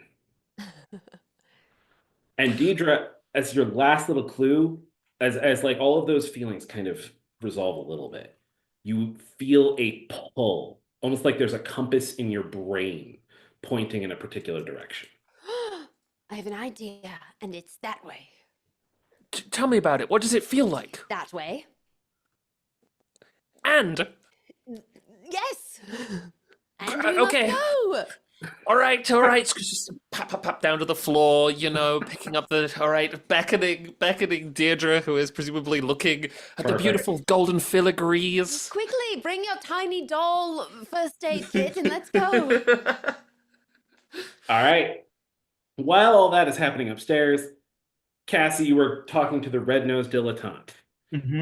All right, so how are you trying to talk to, because like we saw Kingsley kind of bounce off before. How are you trying to approach her? So the dilettante is like another poety sort, right?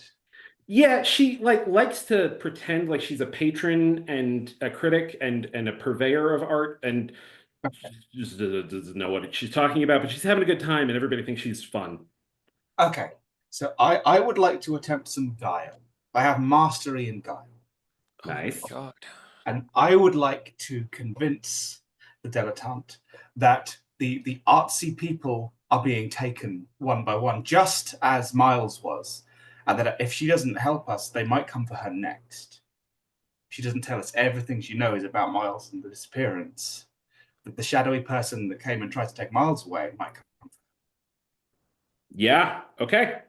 All right. This is I definitely... also have well known as an ability. In exchange for 1 box of Scandal, I can take favorable circumstances when my reputation in unpreferred circles might endear me to people. Great. Okay. So you're going to take that Scandal? Yeah, I think so. That's probably like in the long run, when word of this gets out and it's traced back to you, it makes Cassie look a little more scandalous, but who cares about that? Cassie loves Scandal. Cassie loves Scandal. Exactly. All right. So you're going to take your, this is Guile, your 1 shadowy. Your Guile automatically gives you 1 hit. So you don't have to roll that, you just get a hit. Okay. You then are going to get your favorable circumstances that you just paid for. So that's 2 dice. And do you have a resource, an asset, or a piece of equipment that you're going to be using here? I do have a particularly good vintage of a rare wine that I could possibly offer her a glass of to sort of butter her up a bit. You absolutely could. Okay, I'd like to do that as well. Excellent. So After like one you're use having of this, my broken giant. you're having this conversation with her over this really good wine. That's great. She's happy to talk to you then. Yeah. I'm going to roll for her. I got 1 hit. So you That's just need 3 to roll. dice. Yeah, and you get 3 dice. Yes, exactly. Yeah.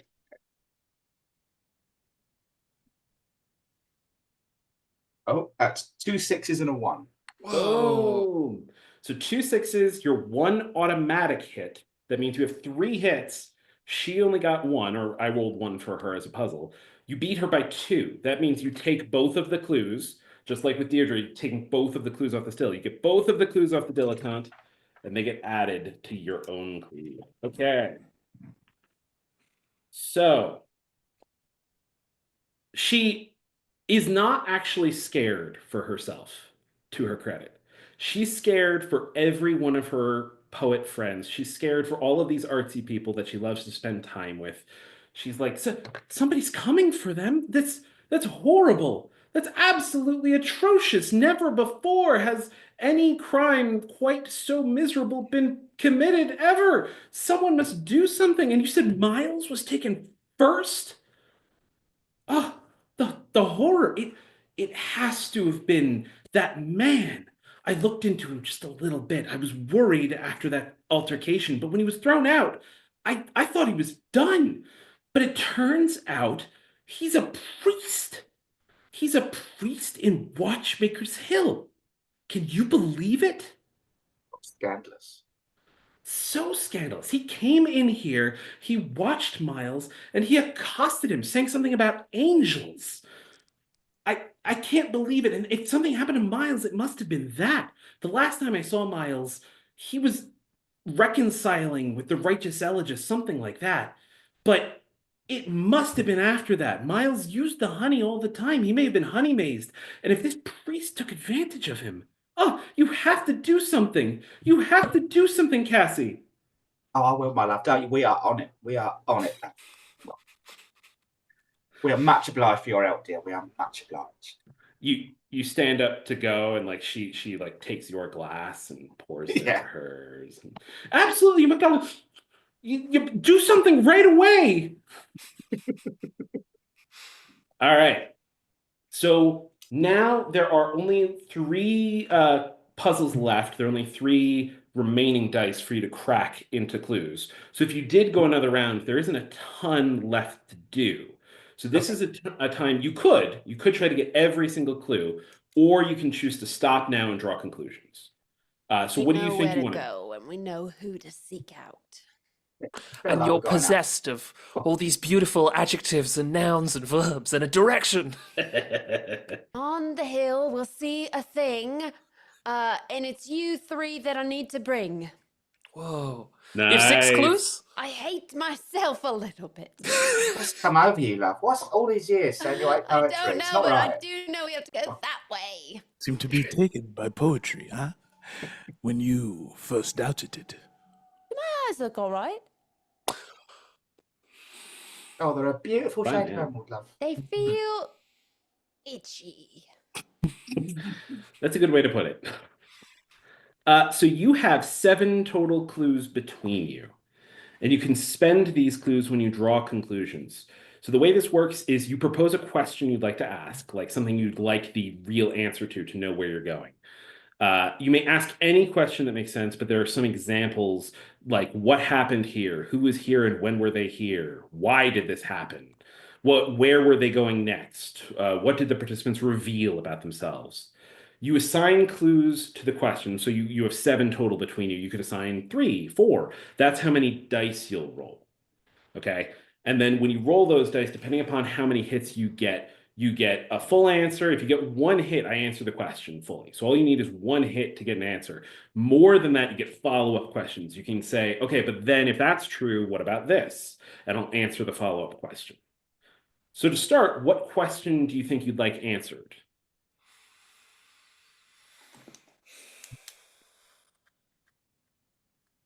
Good question. Yes. I have a proposal. Okay. I feel like we got a lot of useful information about the priest and the black clothed figure. I'm also curious about what the dilettante said about Myles reconciled with the elegist. I would love to know, like, how did that reconciliation come about? On what terms are they still on? Great. And we have 7 clues. I am going to spend, if people are okay with it, 2 dice on that. Okay. Go for it. Okay, I'm going to roll 2 dice, and I'm looking for just 1 hit. Is the, 1 hit and I answer the question. cool. I rolled a 4 and a 6. There you go. All right. So the question was like, how is the elegist involved, kind of thing, right? Mhm.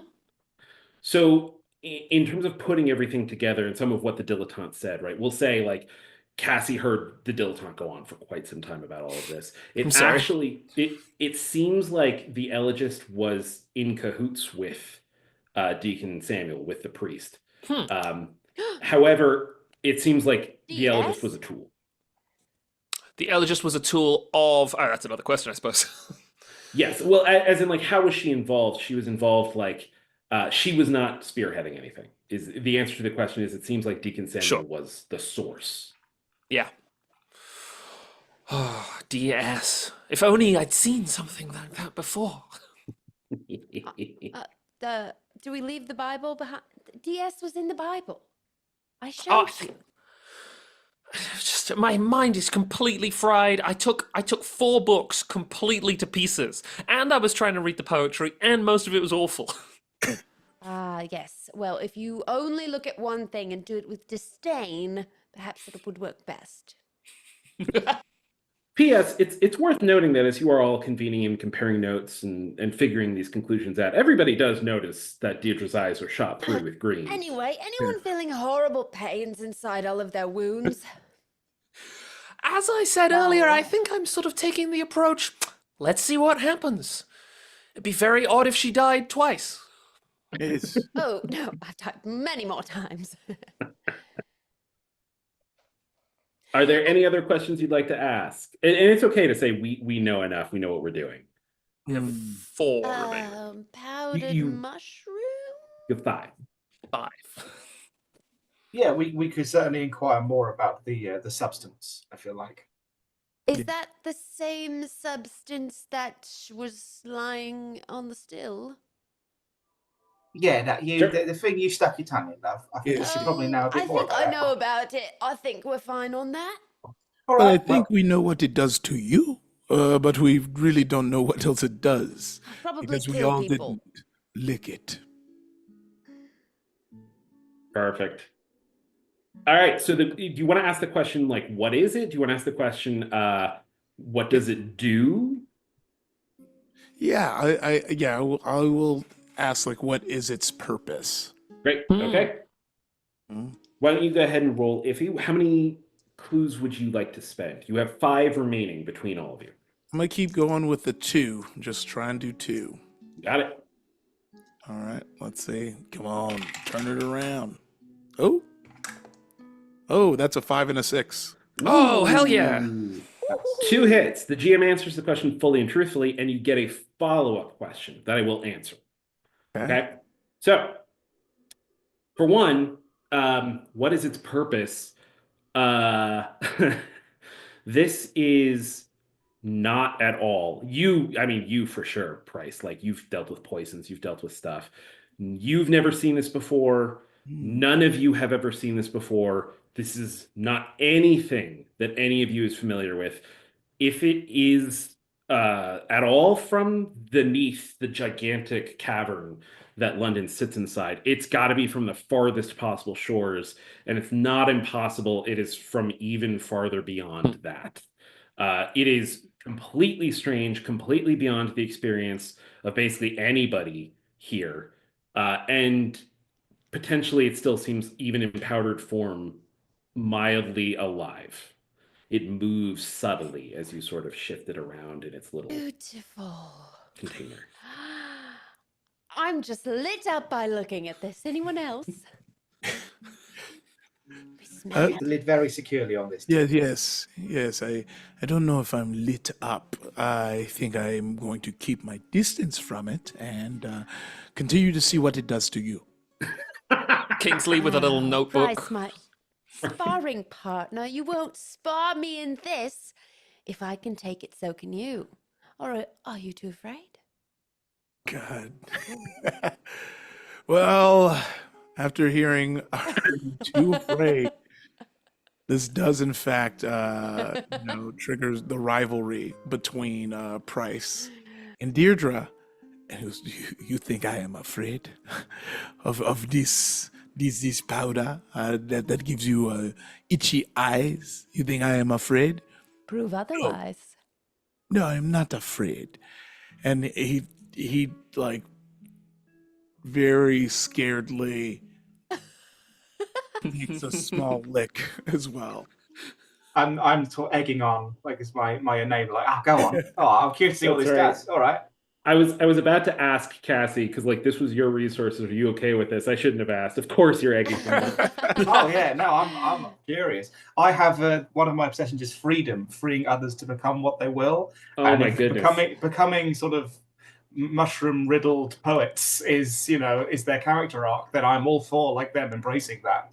Well, this is, I think it's fair to say, fairly self-destructive, and I'm perfectly fine with several of you charging an obsession as a result of this fairly terrible act. So that makes perfect sense. Let's charge Cassie's freedom. And it seems to me, Price, like this keys perfectly your reason for wanting to destroy the greatest monsters of the Neath is you want a reputation beyond all killers. Yeah, that's true. So that makes charging that obsession. Oh my goodness, that's great. Okay, certainly isn't making you a worthy caregiver. No, not at all. So do you want to ask your follow-up question just as what is this doing to you as you lick it? Yes, what will this do to me? Okay, so a couple of things would ultimately come out as you are feeling the sensations. You lick it, and it tastes kind of earthy, but almost like it sparkles and scintillates on your tongue, like the sort of bubbly sensation almost. And as you swallow it, you can feel that sort of tickle down your throat and into the rest of you. It doesn't feel the way I described it before for Deidre. It doesn't feel like the shooting pain exactly, but you can feel something spreading within you. And as it does, you feel the same sort of tension, the same sort of like, ooh, I feel like I should do stuff. I should move. I should like get going. There are things to do. There are places to be. There are people to kill. I'm gonna be the best caregiver in the entire world. This vivaciousness, this desire to experience, you feel that same sort of poetic quality, but again, it expresses itself through you as this like need to act, this urge to get going. Oh, yes, I must get going. 1, 2, 3, put it back in a tree. I climb up a tree, and you look at me. I Yes. jump down. Scratch, scratch, scratch. Big hands. For a fighting match. I Oh, punch so- him. Oh, yeah, Great. Price and Deidre just start sparring right now. For the rest of you, the answer to the clue seems to be whatever Deidre imbibed may have affected Deidre more because Deidre's a tomb colonist, and whatever happened had some weird interaction with the nature of Deidre's body having changed as a tomb colonist. This is the pure undiluted form. Whatever that still was doing, it was changing it into some kind of diluted solution that could be imbibed. Here, Price just took the real thing. This is the X factor. This is the core of whatever that substance was, this powdered mushroom. And Price just took it straight up.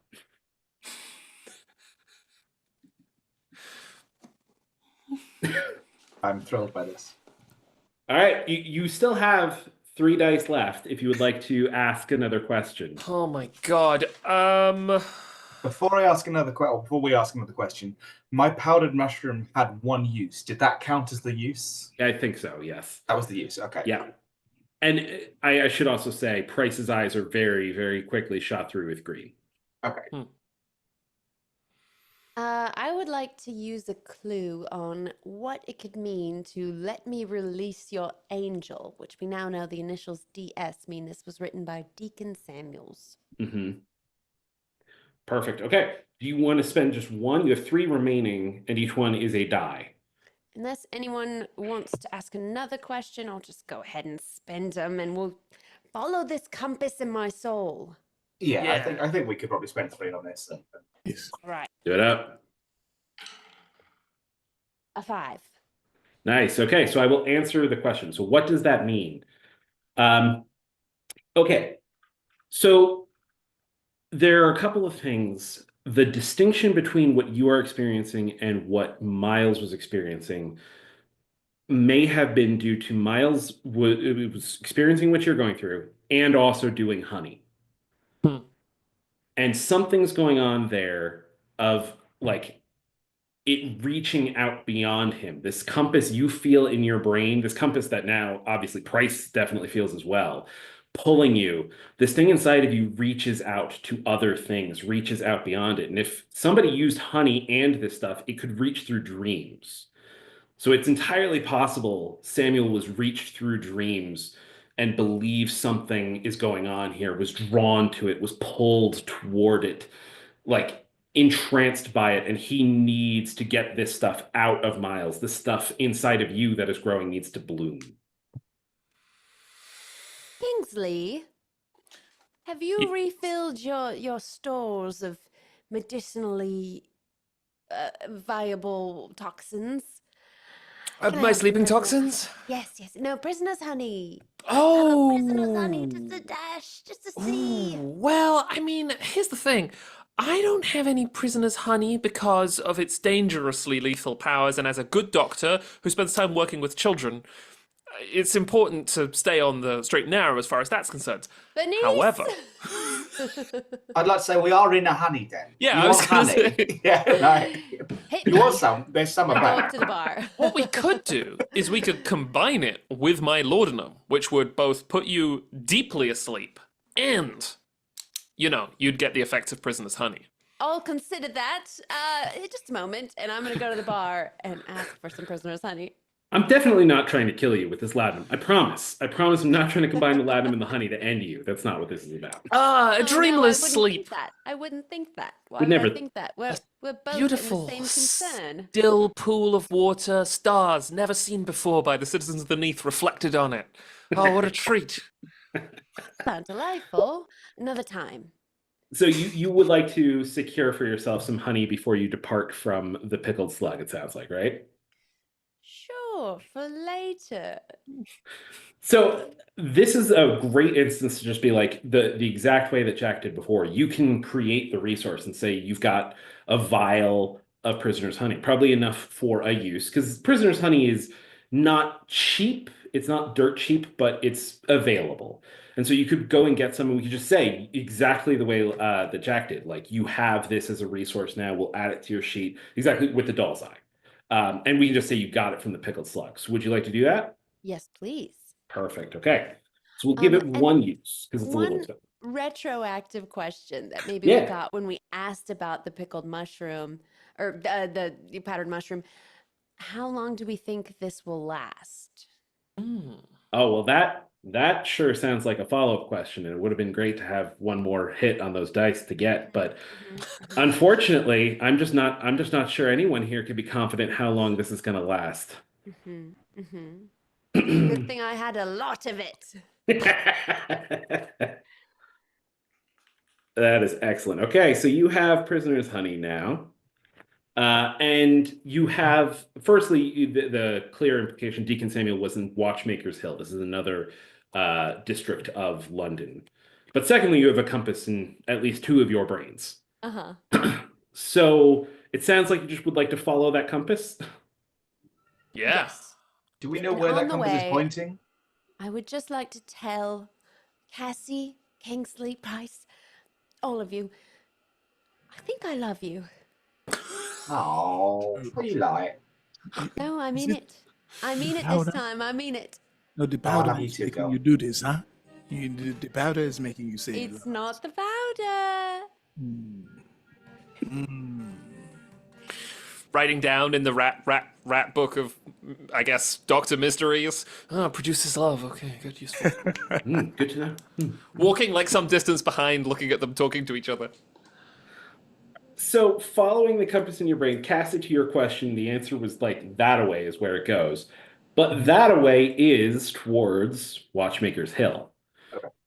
And letting these two lead the way with like their brain compasses pointing in the direction means you're passing into Watchmaker's Hill actually with a clear direction to travel. Watchmaker's Hill is a bit more rural than more center London. It's less like packed streets. There are marshes here, and it's close to the water, and so sometimes things come out of the water. It's fine. It's a bit more dangerous than the rest of London in terms of critters and stuff. The Department of Menace Eradication spends a lot of effort here, but there are still people here. It's not like empty or ramshackle or completely ruined. But the direction you're headed is this chapel that looks like it's fairly run down. It's notably like it's seen better days. There are missing stones coming out of the steeple, and the windows, a few of them are cracked or shattered inwardly. The front door swings gently on its hinges. And both of you, this compass is pointing you right this way. And if anything, it's pointing here and down. Seems like we are above where we need to be. Well, I'm all for going down. Yes. Okay. Just dig. No, that's silly. Is there like a rat hole or something? Like a tiny little, I mean, rat hole probably, I'm not thinking of like a door that rats have made. I'm thinking of like a tiny little crack that I could slip through or something to go down and scout ahead. I was Sure, wondering if sure. rats have a better sense of smell in a situation like this. Oh, that's a good question. Yeah, probably. I don't actually know much about me looking down at my character sheet. I don't know much about rats. So I'm totally cool saying you can slip in through a crack. And that doesn't seem to me to be particularly a challenge roll kind of thing. There's nobody on top of you right this second. You're not being attacked or anything. Cool. So there's no real tension. You find a little hole, you slip through it. This is a ramshackle place. Yeah. On the other side, it doesn't seem like there's anyone here. The place looks empty inside the main chapel area. The pews themselves look dusty and maybe a bit moldy. The ceiling has a couple of little patched holes. But the big thing that you immediately become aware of is this whistling noise of air whooshing under something right behind the pulpit. Huh. Okay, I let everyone know it's safe. They come clattering in through the door on their noisy human feet. Very loud, very loud. that compass in your brains is pointing right in that direction. Straight towards the pulpit, straight towards that whistling noise. It just a moment of going around the pulpit, you can make out the shape of a door there, and the wind is coming from underneath the door. Okay, so there is a door, and I am feeling wind, so this is going to be either over a cliff or in some sort of new, I don't know, location. So yeah, this is a chance if you want to stop and listen to the door. That might be a tension. If you just want to open the door, we can just go to that. But what do you guys do? Open the door. Well, Yeah, put an ear to the door, maybe. Just yeah, have a yeah. little- That's what I was little saying. check. I'd probably Yeah. pop my ear next to the door. Excellent. Okay. So this to me then would be not really that risky. You put your ear to the door, and you can faintly hear sort of a weird scratchy sound, maybe, and like almost whispers. But you can't really make them out very well. The door is wood, it's dampening the sound. You can't make out a ton, but nothing untoward, no sound of like a monster talking away. I'd like to like slowly turn the knob to crack it just to see if I can like open it without me bringing attention. Perfect. You start turning the knob and it stops immediately. You don't make any noise or anything, but it's definitely locked and appears to have been locked on the other side. Hmm. I would Um, like to use a magnesium flare. No, never mind. It's just brightly colored. I am wondering if, let's see, Ooh. Could I just kick it down? Sure. Quick procedural question. Absolutely. Is there wind in the Neath? Not normally. This is Okay. I would describe this as like cold Like air, a rush hot of air. Okay. Exactly, yeah. Yeah, I didn't know whether or not this was like the wind was already like a cue that like we would never have really felt this before. No. Yeah, this is not itself supernatural. This is Okay. just stuff is down there and air is moving underneath. Cool. It's Okay. clearly a big fan. I do have a pistol with me. I can pop the lock off, but that would be quite loud. Same. But go for stealth, wouldn't advise it. But as a backup, I got one. I could try and pick the lock. ooh, Oh, Yes. fine. Yeah. I'm sorry, No, Deirdre. no, it's logical. That's a better idea. Okay. Very noisy to just kick a door in. Well, let's actually see for a moment.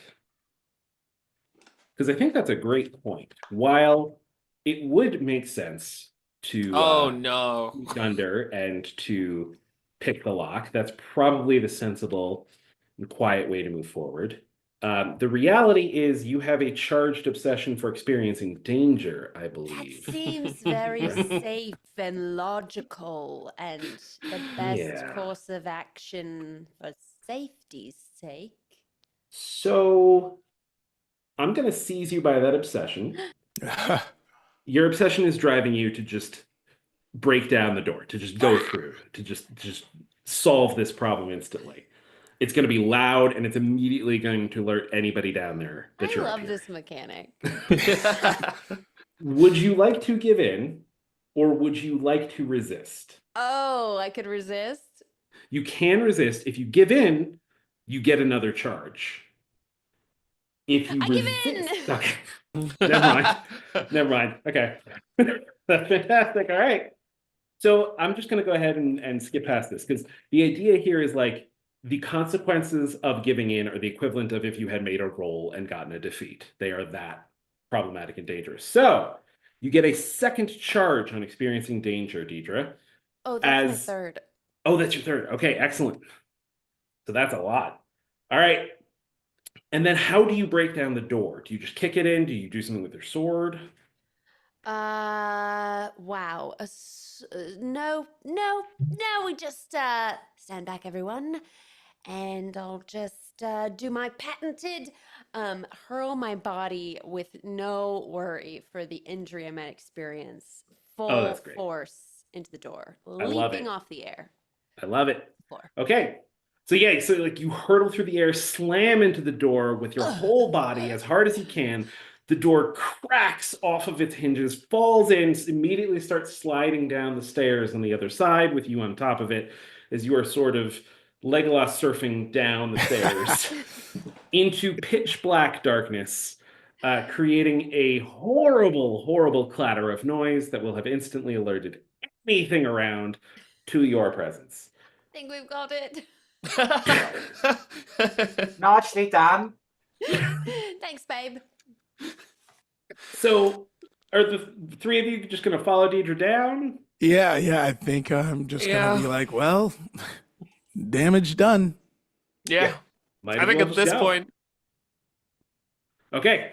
Especially if you're just going and you're not worried about going particularly carefully, you're not worried about taking your time or failing to alert something because you already have. It's pitch black, but you can kind of clutter your way down the stairs and make your way to the bottom. If you were trying to go down carefully, I would probably have said that's a challenge, but who cares anymore? By the time you reach the bottom, yeah, Now I light my magnesium flare. there you Oh! go. There we Why not? Let's just do it. Okay, that's great.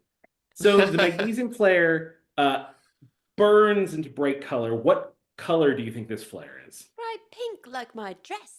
Perfect. Bright pink light splashes through this downward staircase. It's this combination of man-made and cut and natural. It starts transitioning into what seems more like a natural cavern, as if somebody realized there was an actual cavern underneath the church and started using it as a cellar of some kind. And as you go down with this light illuminating everything, it eventually opens up into this larger area with some stalactites hanging from the ceiling. That area would have been lit just by candles and flickering candlelight, but of course the pink light coming off the magnesium flare splashes everywhere. You can spot as you come out into this tunnel a few things at once.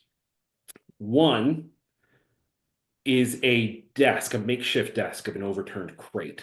And there is a figure that matches Myles, this thin, emaciated, balding poet, hunched over this desk. Something is weird about this figure.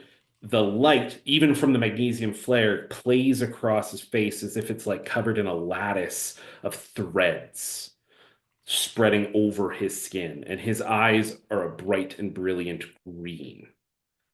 There's a still next to him exactly like the one in his rooms, except that is bubbling right now. And you can see there's a vial underneath collecting the green fluid, and it's almost entirely full.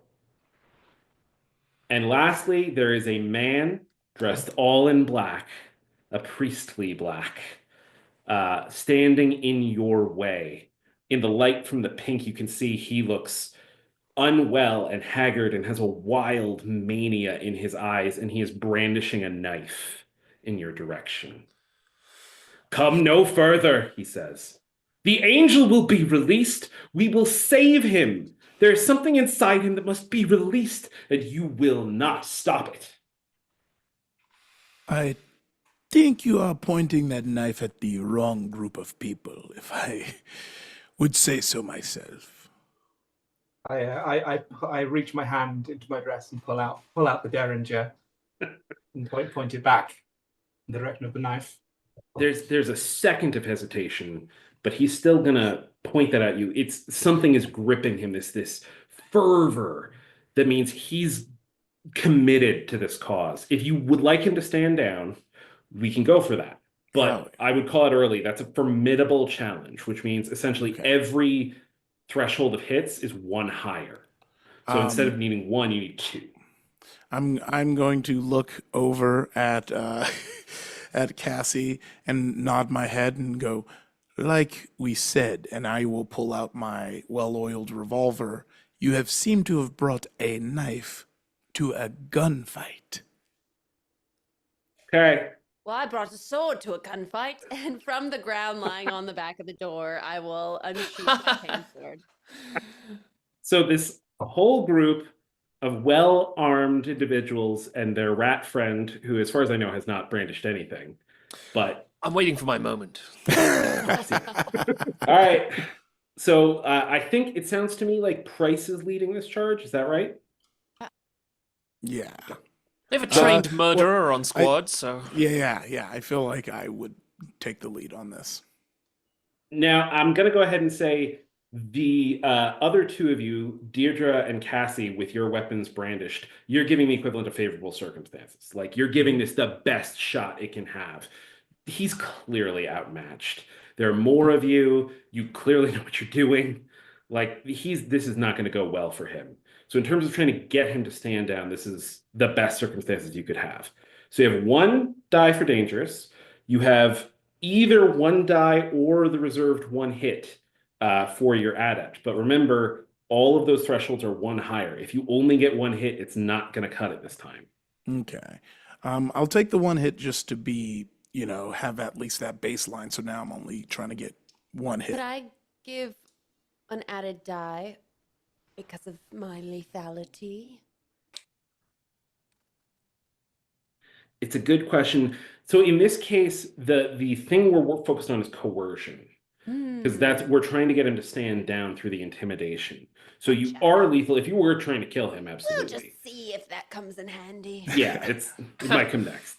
So my suggestion, to be clear, is I think you want to take the die, because if you have 1 minimum, it means if you roll nothing, you get 1 hit. And that 1 hit on a formidable challenge isn't going to do anything. Yes. Yeah, and I feel like I would like to use my illicit commerce area of expertise to say something along the lines of, look, I don't know how much money you think you're going to get for this, but however much is probably not worth your life in this moment. Aha, that's interesting. Okay, spoken like a true murderer. I like it. All right, so you're going to look at, I think, 4 dice right now to do this. 4 dice to pull it off. Okay. All right, let's go. Do something good. Nope, that's all right. All right, so that is 1, 3, 5, and 6. 5 and 6 is 2. That's what you needed for an unstable result. So the unstable, to repeat, it means you're going to have to pay a cost or face some complication for this to work out. But as long as you're willing to pay that cost, it is a success. Yes. And you'll get to hear what that is. I think... Is that a 3 because of the base 1 that I had with the one that I put aside, or did I end up rolling it? So the one that you put aside for adept is either a minimum of 1 or it's a die, which means... Oh, so it doesn't add up. It's just even if nothing happens. Got it. Okay. Exactly. Clarified. So in this case, I think he is so gripped by his fervor that the thing is, he's going to come at you. He's just going to charge. He's not going to be able to do much exactly, but I think either you're going to take his wound, you're going to take wounds from him. He's going to cut you, or you're going to cut him down, and he's going to be lying there dying. No, I'm going to straight up kind of lean in this moment into my, kind of caretaker obsession, and as a lifelong murderer and someone who's trying to like have this be my last job, and I want redemption. Instead of leaning into violence, something I know I'm good at, I'm just going to put my body on the line, and I'm going to put my gun down and just take the blade and hold it in me so he can't go anywhere else. Hell yeah. That's great. That's fantastic. I totally think that charges your prove yourself a worthy caregiver obsession again. It does mean you're just letting him shove a knife into you. Yes. So I think we're going to go ahead and say your Just wounds like the stage performance, that note at the Pickled Slug. Life imitates art. Deirdre very Finest of jealous of Bryce art. right now. This is all she wanted. Your wounds is going to go up 1. I think it's just going to be the equivalent of 3 boxes, which will just raise your wounds by 1. And the consequence of that seems to me simplistically you were stabbed, but yeah, you said you put your gun down. I think you drop it. Like you'll be able to get it back, but for the moment it's not handy. If you needed it for some reason, it wouldn't be immediately accessible to you. But the fact is, this does it. He comes in, he charges you, you just take it, you don't even make a noise as he stabs you, and he just backs away with the knife still in you because you were holding it there. And he falls to his knees and he clasps his hands in front of you. I beg of you, in the name of the Almighty and all that is good and all that is holy, stay your hands. Let him finish. Let the angel be born. And as that happens in the background, you can see Myles, weird with those threads on his face, reaching for the green vial. Can I Yeah. attempt to shoot the vial before he can get to it? You can. Ooh. Oh my You god. absolutely can. Can we talk briefly about opposed roles? Because I'm a mad rat doctor. Ooh. Would you like to prevent this shot? It depends. Cassie, how strongly do you feel about this? I don't want to step on you expressing your character here. I feel like this is a bit of sowing chaos. I think I'd be excited to see what the guy would do if the still were to suddenly explode in shards of glass and green goop. Oh, Uh, yeah. See if there's like a ruinous mess out of this. Yeah, Yeah. okay. I'm prepared to let you follow I that through. also might miss, but there's That's every chance this is not For successful. So. All right. So this is going to be, this is going to be precision, right? Because you're putting the bullet at a specific, precise place. You're trying to shoot the vial. It might shoot the still as well, but the important piece is the vial. That's what he's reaching for. That's what he's going to drink. So you got to shoot that vial. So that's going to be precision, which means it's shadowy. You have shadowy 1. Your precision, it looks like it's untrained. It is untrained, yes. So that's 1 die so far. I don't know if you have favorable circumstances. It's not against you, but I don't think anything is giving you a hand, giving you a leg up here. No, that's fair. And you are using your gun, your Ratwork Derringer. Yes. The light, the pink light. Oh, good call. Good call. Mm. Yeah, everything's clearly illuminated. I think that actually makes a ton of sense. So you're getting 2 dice, 1 from the shadowy, 1 from the favorable circumstances with the light, a 3rd die for your Ratwork Derringer, because it's Ratwork. It's a well-made gun. And I think that's it. So 3 dice. Okay. I feel like once I knew a family of rat gun makers, but I can't recall any details about them. We have a 1, a 4, and a 3. Okay. You do have both of your obsessions charged once. And that's true. You could use either one of them if they make sense in this case.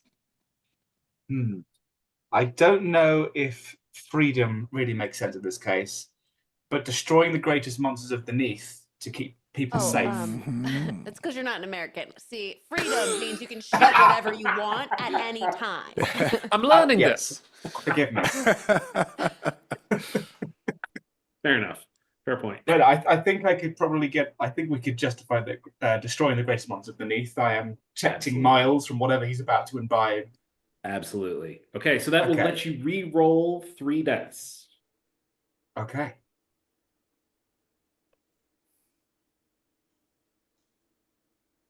One of them is cocked. I'm going to re-roll that one. The other 2 were not successful. So. Oh no! That's cocked again. I have a very messy desk. It's an omen. We're building the suspense. And that's a 1. Oh! All right. Okay. Well, that is a defeat. Ooh. So what that is going to look like then, for one, you do get to charge an obsession. If you'd like, you could just recharge, I think, grand victories. But Yeah, I think you could also shift it to freedom. You could be like, this was a mistake, actually. And I feel more committed to the freedom. Yeah, all right, let's do that. Okay. But then, Too late. that was a defeat. So, your shot doesn't hit the vial. It does hit the still. And upon hitting the still, it explodes. And immediately, the two of you who have taken this stuff feel this like surge of almost panic of something in you is echoing something here. You feel this sensation that like the most important thing in the world is that Myles consumes this vial. The loss of the still means they can't make any more, at least for some time. Maybe if ever, the stills, who knows how hard they were to create. You've got this panic that he needs to be able to drink this vial. It has to happen. You have to do everything you can now that still is gone to help Myles drink this vial. So the way I'm twisting this is going to be basically by hitting the still, he's triggered what amounts to an obsession in the two of you. That is this thing inside of you manifesting. Would you like to give in to it or would you like to resist it? I'm resisting. More for Okay. me. Our mission is to return Myles safely, not Sure, encourage to whatever return this Myles malarkey is. safely. In. Mhm. I like it. Okay. So we know Deirdre is resisting. Price, are you resisting? Ify. Sorry, spaced. No worries. Resist. Yeah, I'll resist. Okay. So Because I'm trying to see like what is like more fun narratively, sure. and I'll just resist to support my rival in this moment. I hate that I have to do this, but The way that I would put it, and this would obviously matter if we were doing beyond a one shot, but to call it out is like you would get a new obsession that you could call upon, like your other obsessions, if you give in. If you let this become a part of who you are, it can be charged, it can give you advantages, it can also be seized upon. But it obviously is a new obsession that can draw you into doing more things you probably shouldn't do. That would be the reason you would give in. But by resisting, you have a chance to stop it from taking hold of you, to prevent it from becoming a new obsession. look, if we weren't playing a one shot, I'd definitely take a new obsession. Well, of course, yes. Yeah, For I'm sure. gonna resist simply because Price doesn't think he needs it. This is the last job. Great. He's gonna go home and be a This is father. it. This is the end. He's Yeah. gonna go home, be a family man. Yeah, for sure. All right. So the way that resisting works is that you're going to roll the obsession level. In this case, I'm going to say it's the equivalent of a 3. Okay. So you're going to roll 3 dice. But this time, you are looking for 1s and 2s. If you roll more 5s and 6s than you roll 1s and 2s, your obsession grabs you. Okay. Here we go. 1 5 1 2. Oh my gosh. Okay. I got 1, I got 5, and then I got 4. Okay, so both of you rolled as many 5s and 6s as 1s and 2s, right? Not more? Okay, so yeah, exactly. So you're fine right now. It doesn't trigger. You can resist. You could pull yourself back. If this were a real obsession, there would come at a cost of you would lose all your charges. All of that energy you've built up towards it would go away. But for now, since this was this alien urge, you just resist it. You're able to stay back, pull Okay. yourself back from the brink, and not give in as that surge of panic came over you. So I'd like to wield Go ahead. my weapon and attempt to coerce Myles to listen to me. I am your muse now, child, and I am the danger you should fear. So I think that this is great. Deidre, you pull out your sword, you point it at Myles, you say exactly that. It's a scary moment. Myles isn't exactly home right now. Darn. He pauses, but he doesn't seem like he's going to experience fear in exactly the same way, and he doesn't respond to that at all. He opens his mouth, And as he does, you think you can see something in the back of his throat moving, maybe, possibly. It's a little upsetting. And the two of you hear a voice. This experience is all. Isn't that nice? What does that mean? His experience is all. Yeah, you know what? I don't know, but I like it. Why do you like it? Because it's all. It's just all. Me and Kings are just looking at each other. Yeah. It's all about. Yeah. Kingsley, I'm like, let it go. Cassie, do you ever think this experience is all? Do you ever feel that way? Oh, it's nice. No, this is, I don't know. This is very, Kingsley, you're a doctor. What do you think it all means? Well, I think that my advice, as your doctor, is that in situations like this, it's probably best to just let it play out a little longer. If you're feeling any sort of urges, I would say that it turns over a new page in his notebook, writes a new heading. Probably better to just explore those sensations and, there's a time for intervention, and I don't know that this is the time for intervention. Looking at Cassie like, Look, if they're into it, look, who am I to stop them instead of getting in the way, right? Right? Now that's the enabling behavior we love from you.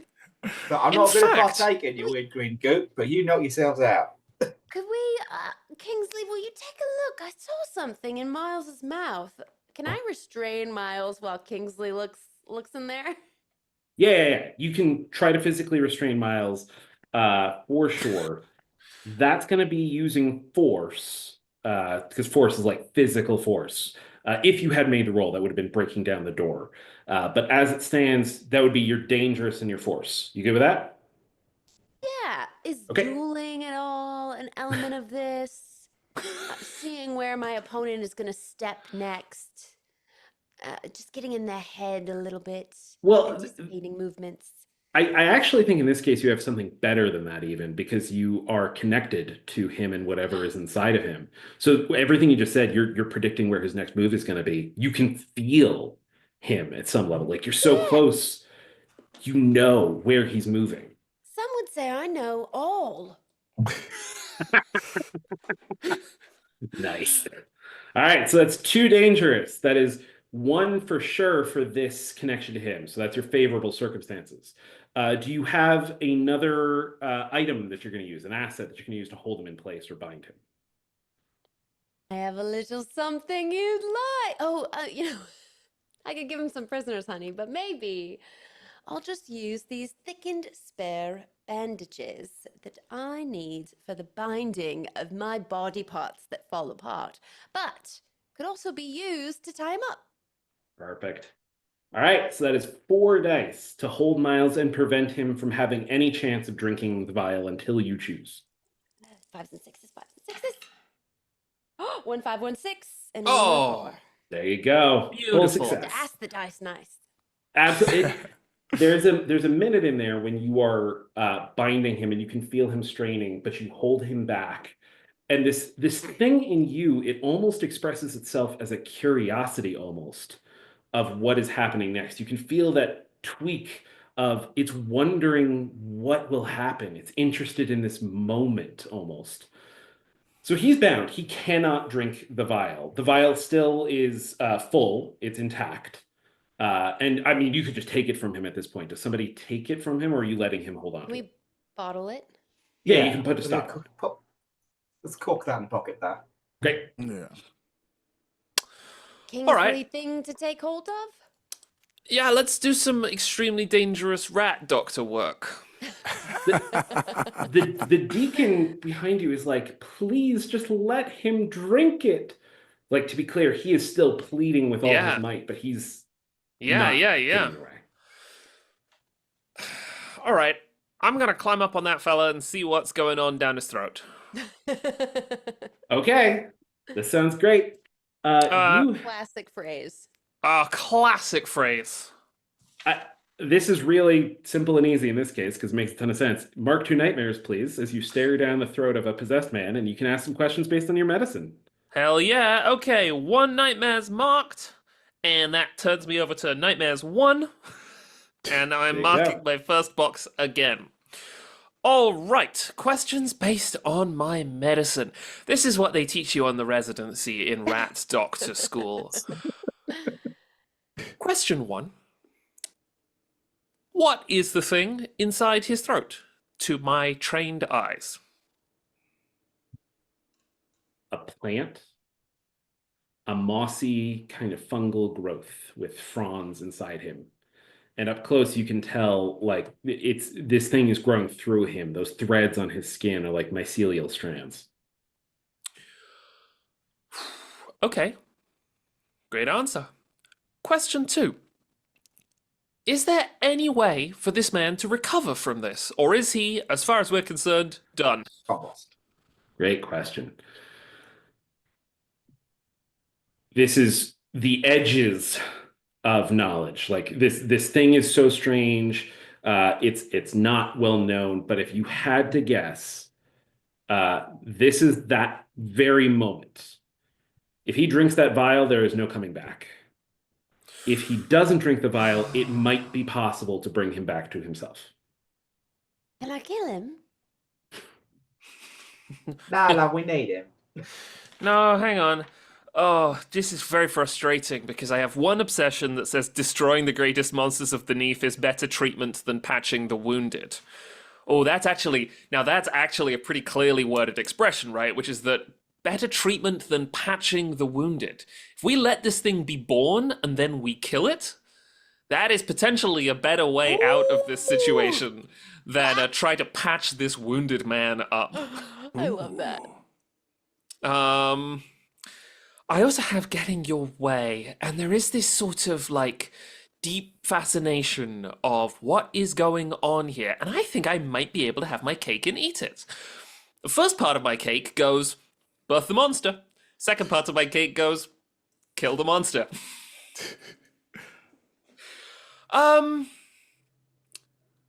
Man. You're holding it. All right, I'm ready to make my medical proclamation. Just pour it. The man will certainly die. We can do no more for him. Better to let him drift into a poetic oblivion through the application of this green liquid, and then weighing up whether or not I want to let my compatriots know the danger that's about to befall of them. I foresee no ill effects. And I think down the hatch. I think hoist this thing up. This vial is probably about half the size of me. Scamper up the guy's chest, uncork the thing. Great. So Unless I'm opposed by other players, you know. I am eating you. I'm still at the base of the stairs. Like I haven't moved from there yet, technically. So I just take a few steps back up the staircase. Like I'm going to step back a bit. Prepare the derringer. Speaking of stepping back, I'm just going to turn the lights on in my office before the creature is born or something. in the real world too. Actually, can we use this moment to take a quick break? Absolutely. This is his office? Yeah, we can just take a It's a quick wrap. bio break. Is that okay with everybody? Yeah. Okay. So we're there at this last moment. Kingsley, you are going to try to dump the vial down his throat Mm-hmm. For medical It's- reasons. for medical reasons. And it sounds like, just make sure everybody's on board with this. Nobody is resisting, hesitating, trying to stop this. Trying to make sure Kingsley isn't, bullshitting them. I I wouldn't say trust I'm on my board own with it. doctor implicitly. Maybe you can help me recover all these missing memories deep in my brain. Nice. That's a good, yeah, I like that. So Deidre's on board. Cassie's not so much. I'm skeptical, but I'm also like I'm still the furthest back in the group. I'm not in a position Right. to intervene. So Great. And Price, you gonna let him do this? Yeah, definitely. Okay. Down the hatch it goes. At the moment that you uncork it and pour it, a Deacon Samuel just exclaims Alleluia as loud as he can. The green goes down Miles's throat. And, at first there's an anticlimactic, like, is that it? No, nothing's happening. And then all of you feel something just erupt out of Miles. Not something physical, but it washes over your minds. It's this sensation of like a flower suddenly blooming and its spores pouring out of it, but at the level of your very soul is how it feels like it's striking you. This beautiful thing blooming out of him. The two of you who have imbibed this stuff, you are enraptured by this. This is everything. This is becoming the grandest thing that could possibly experience anything at all. This thing that is coming out of him could experience everything that could possibly be experienced. It's practically godlike, angelic almost, as it comes out of him, not in any physical space, but into the very space of dream itself. And then a moment after that, it ceases. Whatever that door was that it just passed through closes. Miles slumps down off of his chair and onto the floor, completely unresponsive. Huh. Okay, so do we think that was a good or bad thing? I turn What do you my think, sword to Doctor? the deacon. Mm. What was that? An angel being born! It came to me in my dreams. But where did it go?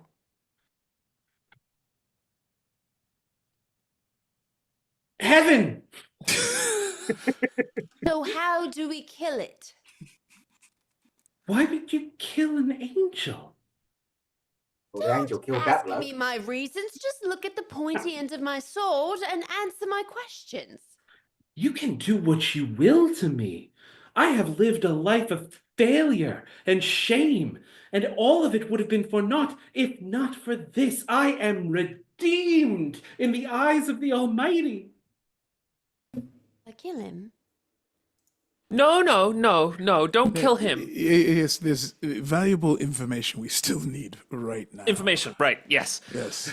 Deidre pulls back the blade, and the two of you are like, whoa, whoa, whoa, whoa, whoa, whoa, whoa. Oh, man. Can I just have a look and see if the plant is still going on? Sure. Yeah. So examining Miles, it looks like these threads on him, the thing in the back of his throat, all of it appears to be sort of crumbling and dying off. Huh, okay.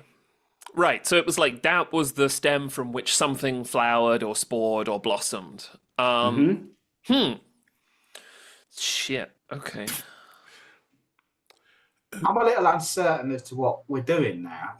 So our whole thing was bringing that guy back, and now we've Yes. killed him to birth an angel. No, And no, that weren't on my itinerary for the day. I'm going to tell you that. I will say, let us not say that we killed him. It seems like he killed himself. He asked us to drink the Very devil wise. juice.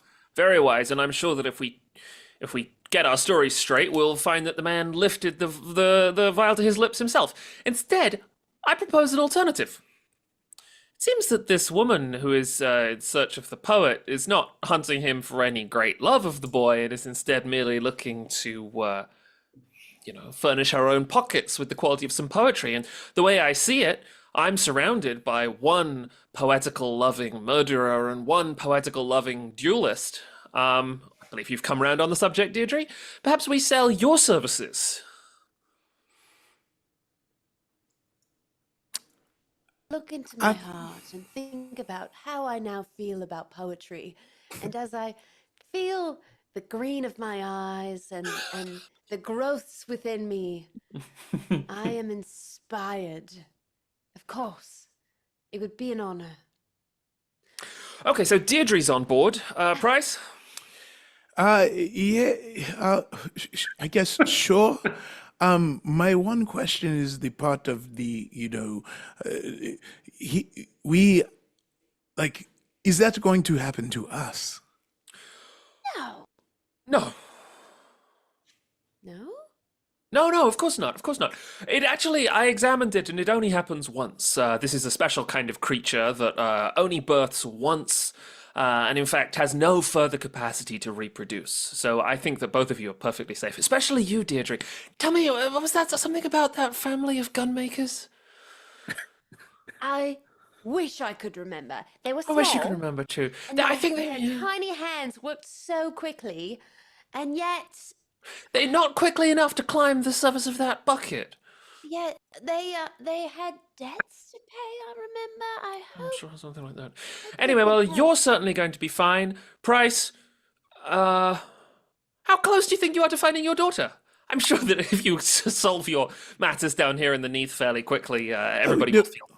I know exactly where my daughter is. See, the whole reason that I quit was because, I would check on her and she actually bumped right into me and didn't even recognize me as her father. And so I decided that it is time to step up and do what needs to be done while alive. While alive. Might I add? You should just take those advantages when they come to you. I think, we never know how long we're going to last down here. Cassie, can I speak with you a moment? You look round and Cassie's right at the top of the stairs again. Like, I just wanted a bit of distance. I just don't know what's going to happen. Yeah, we can chat, but come up here. Scamper. Cassie, there's some money here. There's some money to be made, and I think that there's a pursuit of the knife as well. And, I can see we can get the money, we can get the knife, we might even be able to get some good poetry.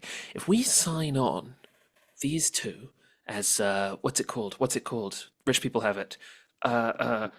Some sort of like backer, a patron. Oh, yeah. And we start shopping their poetry around, I'm sure that we'll get maybe. Are we going to pimp these people out as poets?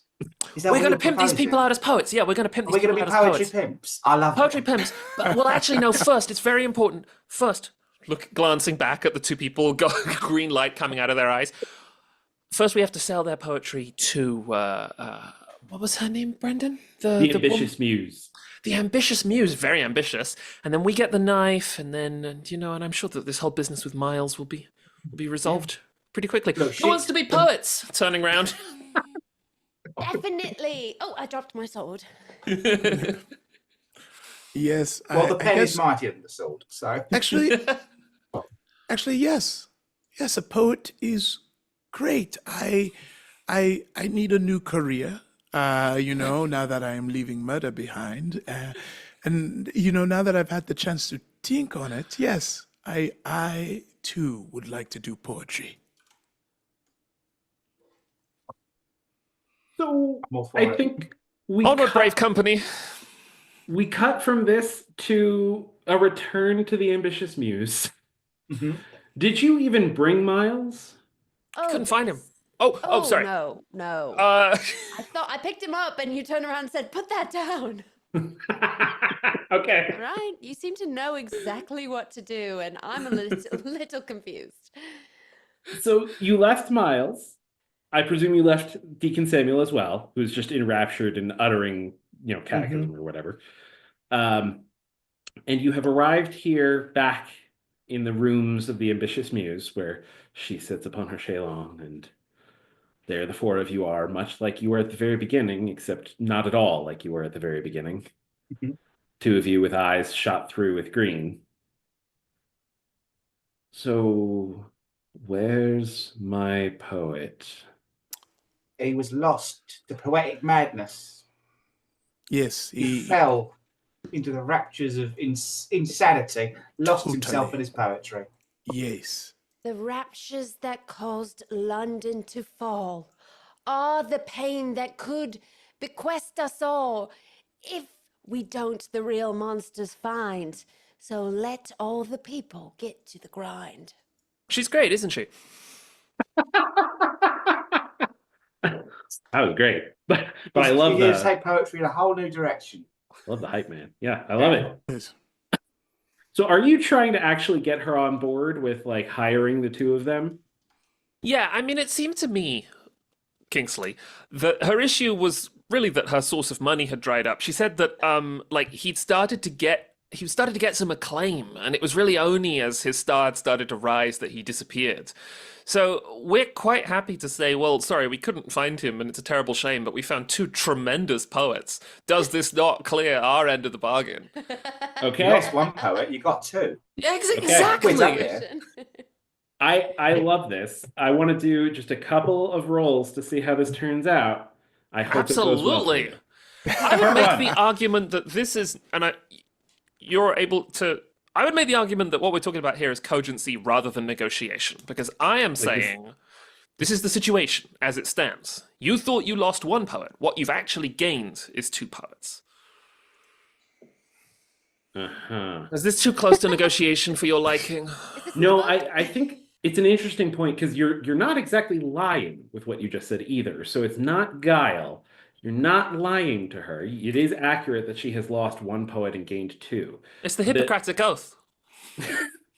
The problem I see, and the thing I wanted to do first, is have her believe they are poets. Oh, yeah. Because if she doesn't pretty know sure I that said a poem and I You can't did. remember what I said to do it. then. it was pretty good, but we gotta see how that goes over, and that's gonna be expression is the skill that we're looking at. Expression is the skill for writing or doing art or doing poetry.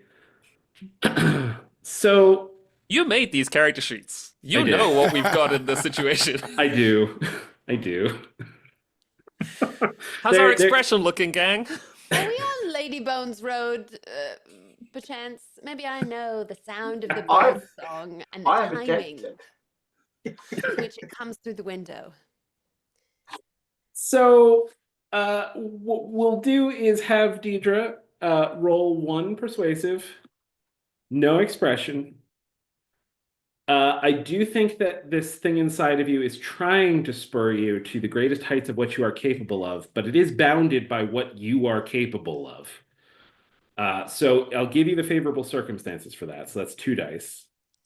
I am like adept at expression. Is there anything I could do to assist? Mm, I'm not claiming to absolutely. be the poet, so I can't like Maybe it's erase with the reaction, myself. because art is only valuable based on how people react to it. That's what I understand. And I could even see Cassie like periodically just feeding a word or feeding a line. Yeah. Grind! I love it. Okay. So that's going to be 1 die plus 1 for the favorable circumstances plus 1 for Cassie's help. I don't think you have a resource or a piece of equipment that's helping. We still have any of the notebooks from Myles Just or have anything honey. to reference? Honey and silk gloves. The notebooks from Myles are dangerous because they were his drafts, and some of them were quite bad. I hated them. Okay. Yeah. I wouldn't read it even in my latest Just at the state. point of inspiration, not necessarily to read from, but as like a. Don't do this. Okay. I don't need it. I'll roll 3. You got it. No. Do you have any obsessions? I do. Experiencing danger. And I did make my poem about my grand victory obsession, which is destroying the greatest monsters of the Neath will inspire the people to destroy the real monsters, which is what I could do through poetry. Gee, where could those monsters be? Do I you have don't know. charges on your grand victories obsession? I have 3 obsession charges. I thought you charged yourself endangerment. It's true. No. Nothing more dangerous about lying about poetry. If you can figure out a way, if there's a way to use your self-endangerment, it'll give you 3 hits and make this a triumphant success. Oh my god, can I make a And proposal? then I jump out of the window because poetry is always made more dramatic, or art in general, by injury of the poet. Van Gogh? A noted poet. Famous poet. Yeah. Artist? So we're What trying. was your? We're trying to sell. going to be, Kingsley. Yeah.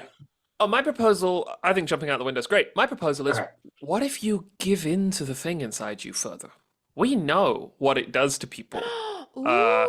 What if would that be an endangerment? Sort of like letting that awful sickly sense grow further inside you, or does it need the green thing, really, to grow? I close my eyes and imagine it blossoming up through all the wounds that have been stitched back together or tied. Alternatively, you could jump out of the window, which might actually be safer. So No, I like the green thing. That's a good idea. I Brendan? like that idea a lot. And what I'm gonna actually suggest to sort of tie it all together, you know that your damaged body, it shot through the wounds. Each cut you inflict upon yourself will cause it to shoot through you more. The art of stabbing yourself in the stomach. Here we go. Take Full the circle. sword cane, spin it with a flourish, twist it around in my hand as I do so, and just stick the tip right in my belly. Ew. Great. It's pretty great. So we'll just go ahead and increase your wounds by 1. But just one level, one whole level, 3 boxes, one whole level. Got it. But I think that this counts for you for your self-endangerment obsession. So you get 3 hits automatically. That turns this into a triumphant success. Lets me talk about one other little rule, which is when you invoke an obsession and you get a triumphant success, Oh no. the obsession gets bigger. Mm, So your self-endangerment obsession goes up from a 3 to a 4. okay. It's fine. Fine. No big deal. But as you stab yourself and you can feel the wound and the blood and the pain, but the thing responding and growing into that spot, and some piece of you that is this thing responds to the sensation of the pain and the blood and the agony that you're going through. The sensation, the experience is new and bright and wonderful to it. And from you starts pouring poetry made by this thing meeting you, poetry about pain and bloodletting and the duel, but embodied in this fight of this clash of swords and this flash of steel and this letting of blood. And it's beautiful. The rest of you are genuinely awed. Like, this is astonishing coming out of Deirdre's mouth. Wow. Yeah, I feel like that plan worked a lot better than we thought. This might actually be exceptionally profitable, Cassie. The muse. Should be shopping them around to other like buyers, getting Oh, the we best need deal. We need the knife. We need the knife. Yeah, fair point. The muse is impressed. That was a triumphant success. And so a triumphant success is not just you proved you were a poet. You get something extra. So we can just skip right past the next part. We can skip right. You don't have to convince her anymore. She's on board. Very well. A dueling poet as a protege. Yes. I could make this work. And you as well? Pointing at Price. You can do that Yes, yes, me as well. I am also, into the poetry, a master of the poetry. Very well, little hunter. She turns back to Kingsley. You represent your clients well. Yes. I will take them on as my proteges. I will publish and spread their work and ensure they have gigs to perform, and of course, take a small portion of the proceeds. She just has these handy, which is maybe concerning in its own way. She pulls out 2 little contracts on nice thick sheets of paper and 2 quill pens. Just sign. Oh well, there's of course, just little rat paw directly in inkwell. Little rat paw directly on page. I don't think Nice. Kingsley can write, but I think he can read. That's great. She gestures. Yeah. Yeah, no, I pluck a feather out of like my thing in my hair, my dress. That's great. Dunk it in there, scroll it down. Pour a bolt. And Price and Deidre sign. Yes, I sign it That's great. I look to the others with and a I big say, "This smile. is really for the best. You're sure of it?" It's not just for the best; it's for the best for art. Oh, well, in that case, for art, and I sign. Did any of us read it? Nope. No. Cool. Who would do such a thing? Oh, look, You- Cassie, as far as I'm More concerned, self-endangering than signing recklessly contracts. we are insulated from consequence, my friend. Excellent. Yes, this trade is acceptable. I will put you in touch with my protege and for my new proteges. Hang on, wait, sorry. Quick question here. The muse, she's not a devil by any chance, is she? No. Okay, good. She's just a person who proceeds to reach into a little case that she had nearby, pop it open, pull out 2 vials of green liquid. I had saved the flourishing elixir, some of the doses, before I gave it to Myles. So, as the first act of my new proteges, I give these to you. May they cause your poetry to flourish well. Kind. Wow. And we can close Thank you so much. on the 2 of you holding the green vials and us not being quite sure, are you about to drink them or not? You're definitely going to drink them. Who am I kidding? Yeah, oh yeah. Oh Dangerous yeah. activity. Yeah. Do that next time. Oh, All right. Well, that's hell yeah. this quick start, the disappearance of the honeyed poet. Thank you all so much for being here and for playing. That was awesome. It was a great time. Fun. Yeah, thank you so much. And thank you anybody who watched at home. And have a good night. Good night, Yes. everyone. Thank you so much. Bye-bye. Bye. Ta-ta for Farewell. now.